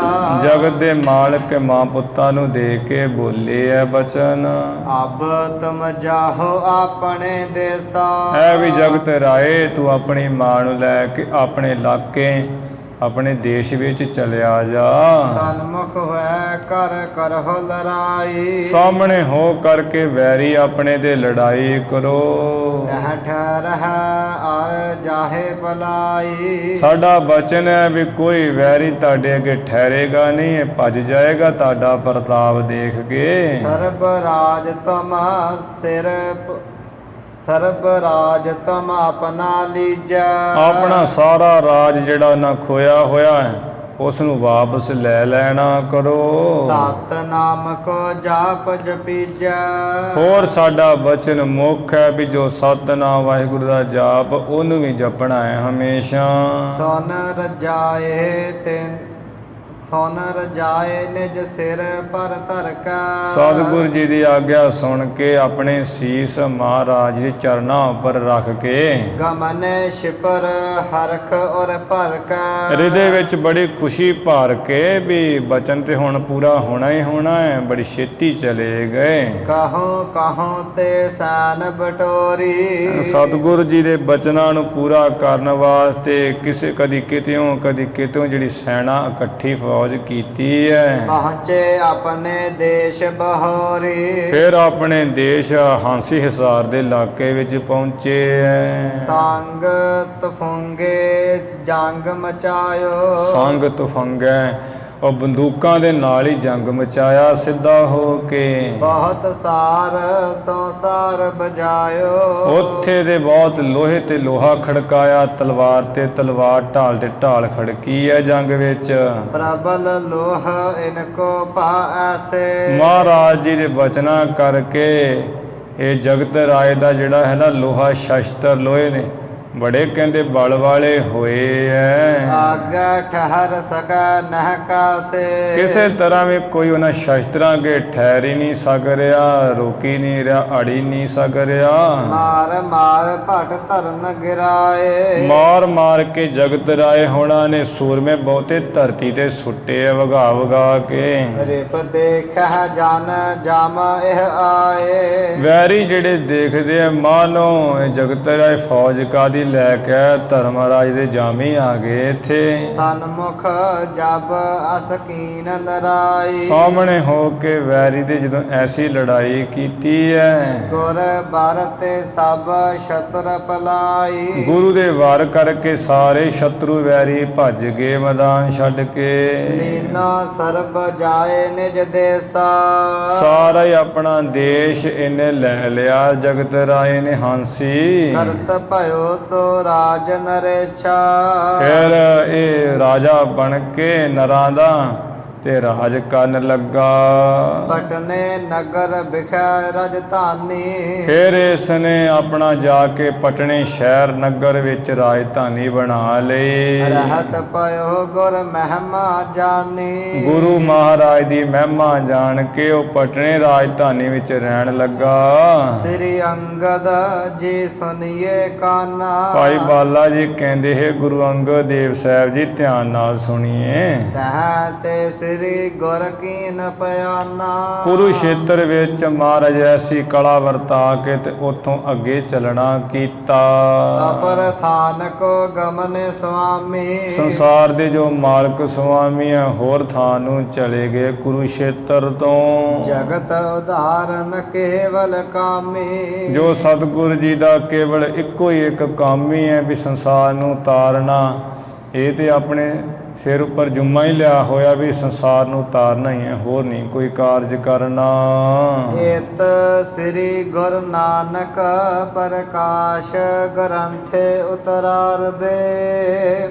ਗੁਰ ਖੇਤਰ ਪ੍ਰਸੰਗ ਵਰਨਨੰ ਨਾਮ ਸਪਤਮ ਅਧਿਆਏ। ਇੱਥੇ ਸ੍ਰੀ ਗੁਰੂ ਨਾਨਕ ਪ੍ਰਕਾਸ਼ ਗ੍ਰੰਥ ਦੇ ਜਿਹੜੇ ਹੈ 7 ਅਧਿਆਏ ਸਮਾਪਤ ਹੋਏ, ਜਿੱਥੇ ਸਤਿਗੁਰੂ ਜੀ ਨੇ ਕੁਰੂਕਸ਼ੇਤਰ ਵਿੱਚ ਕਲਾ ਵਰਤਾਈ। ਇਸ ਤਰ੍ਹਾਂ ਮਹਾਰਾਜ ਜੀ ਨੇ ਜਿਹੜਾ ਹੈ ਇਹਨਾਂ ਦੇ ਮਤ ਮੁਤਾਬਕ ਹੀ, ਮਤ ਦੇ ਅਨੁਸਾਰ ਹੀ, ਜਿਵੇਂ ਇਹਨਾਂ ਦੇ ਮਤ ਵਿੱਚ ਮਾਸ ਖਾਂਦੇ ਤੇ ਖਾਣ ਦਾ ਲਿਖਿਆ ਹੋਇਆ, ਉਸੇ ਤਰ੍ਹਾਂ ਹੀ ਉਹਨਾਂ ਦੇ ਮਤ ਮੁਤਾਬਕ ਪ੍ਰਮਾਣ ਦ੍ਰਿਸ਼ਟਾਂਤ ਦੇ ਕੇ ਸਿੱਧ ਕਰ ਦਿੱਤਾ ਤੇ ਪ੍ਰੌੜਿਆਵਾਦ ਦੇ ਰਾਹੀਂ ਜਿਹੜਾ ਹੈ ਮਾਸ ਦਾ ਮੰਡਣ ਕਰ ਦਿੱਤਾ ਤੇ ਆਪਣੇ ਮਤ ਮੁਤਾਬਕ ਮਾਸ ਦਾ ਖੰਡਨ ਵੀ ਕਰ ਦਿੱਤਾ। ਗੁਰੂ ਜੀ ਨੇ ਕਲਾ ਵਰਤਾ ਕੇ ਉਹ ਖੀਰ ਜਿਹੜੀ ਰਿੰਨ ਦਿੱਤੀ, ਖੀਰ ਬਣਾ ਦਿੱਤੀ। ਇਸ ਤਰ੍ਹਾਂ ਗੁਰਮਤਿ ਦੇ ਜਿਹੜੇ ਅਧਾਰੇ ਵਿੱਚ ਰਹਿੰਦਿਆਂ ਹੋਇਆਂ ਮਾਸ ਖਾਣ ਦੀ ਜਿਹੜੀ ਮਨਾਹੀ ਹੈ। ਨਹੀਂ ਤੇ ਗੁਰੂ ਸਾਹਿਬ ਜੀ ਨੂੰ ਕਿਸ ਦਾ ਡਰ ਨਹੀਂ ਸੀ, ਉਹ ਮਟਕੇ ਵਿੱਚ ਹਿਰਨ ਪਾਇਆ ਤੇ ਹਿਰਨ ਹੀ ਰਹਿਣ ਦਿੰਦੇ। ਇਹ ਗੁਰੂ ਜੀ ਦਾ ਜਿਹੜਾ ਆਪਣਾ ਮਤ ਨਾ ਹੋਣਾ ਤੇ ਦੂਸਰੇ ਮਤ ਵਿੱਚ ਜੋ ਹੋਣਾ, ਉਹਨਾਂ ਦੇ ਮਤ ਮੁਤਾਬਕ ਹੀ ਸਿਧਾਂਤ ਪ੍ਰਮਾਣ ਦੇ ਕੇ ਸਿੱਧ ਕਰ ਦੇਣਾ ਨੂੰ ਪ੍ਰੌੜਿਆਵਾਦ ਕਹਿੰਦੇ ਆ। ਇਸ ਤਰ੍ਹਾਂ ਗੁਰੂ ਸਾਹਿਬ ਜੀ ਨੇ ਉਹ ਕਲਾ ਵਰਤਾਈ ਤੇ ਇਹਨਾਂ ਬ੍ਰਾਹਮਣਾਂ ਸੰਨਿਆਸੀਆਂ ਨੂੰ ਰੱਜੀ ਪੁੱਜੀ ਬਹੁਤੀ ਜਿਹੜੀ ਖੀਰ ਛਕਾਈ। ਸਾਰੇ ਰਜ ਕੇ ਤ੍ਰਿਪਤ ਹੋਏ ਤੇ ਬੜੇ ਅਚਰਜ ਵੀ ਹੋਏ। ਇਹ ਗੁਰੂ ਸਾਹਿਬ ਜੀ ਨੇ ਕਲਾ ਵਰਤਾਈ ਹੈ। ਪ੍ਰਸੰਗ ਆਪਾਂ ਸਰਵਣ ਕਰ ਲਏ ਹਨ। ਹੁਣ ਇੱਥੇ ਸਮਾਪਤੀ ਕਰੀਏ। ਧੰਨ ਧੰਨ ਸ੍ਰੀ ਗੁਰੂ ਗ੍ਰੰਥ ਸਾਹਿਬ ਜੀ ਮਹਾਰਾਜ। ਗੁਰੂ ਕੀ ਸੰਗਤ ਬਖਸ਼ਨਾਰ ਹੈ, ਬਖਸ਼ ਲੈਣਾ ਜੀ। ਭੁੱਲਾਂ ਚੁੱਕਾਂ ਦੀ ਖਿਮਾ, ਵਿਚਾਰਾਂ ਦੀ ਸਮਾਪਤੀ। ਸ੍ਰੀ ਅੰਗਦ ਜੀ ਸੁਨਿਏ ਕਾਨਾ,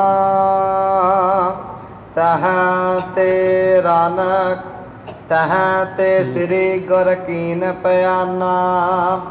ਅਪਰ ਥਾਨ ਕੋ ਗਮਨੇ ਸੁਆਮੀ, ਜਗਤ ਉਦਾਹਰਨ ਕੇਵਲ ਕਾਮੀ। ਇਤ ਸ੍ਰੀ ਗੁਰ ਨਾਨਕ ਪ੍ਰਕਾਸ਼ ਗ੍ਰੰਥੇ ਉਤਰਾਰ ਦੇ, ਕੁਰ ਖੇਤਰ ਪ੍ਰਸੰਗ ਵਰਨਨ ਨਾਮ ਸਪਤਮ ਅਧਿਆਏ। ਵਾਹਿਗੁਰੂ ਜੀ ਕਾ ਖਾਲਸਾ, ਵਾਹਿਗੁਰੂ ਜੀ ਕੀ ਫਤਿਹ। ਸਤਿਨਾਮ ਸ੍ਰੀ ਵਾਹਿਗੁਰੂ ਸਾਹਿਬ ਜੀ।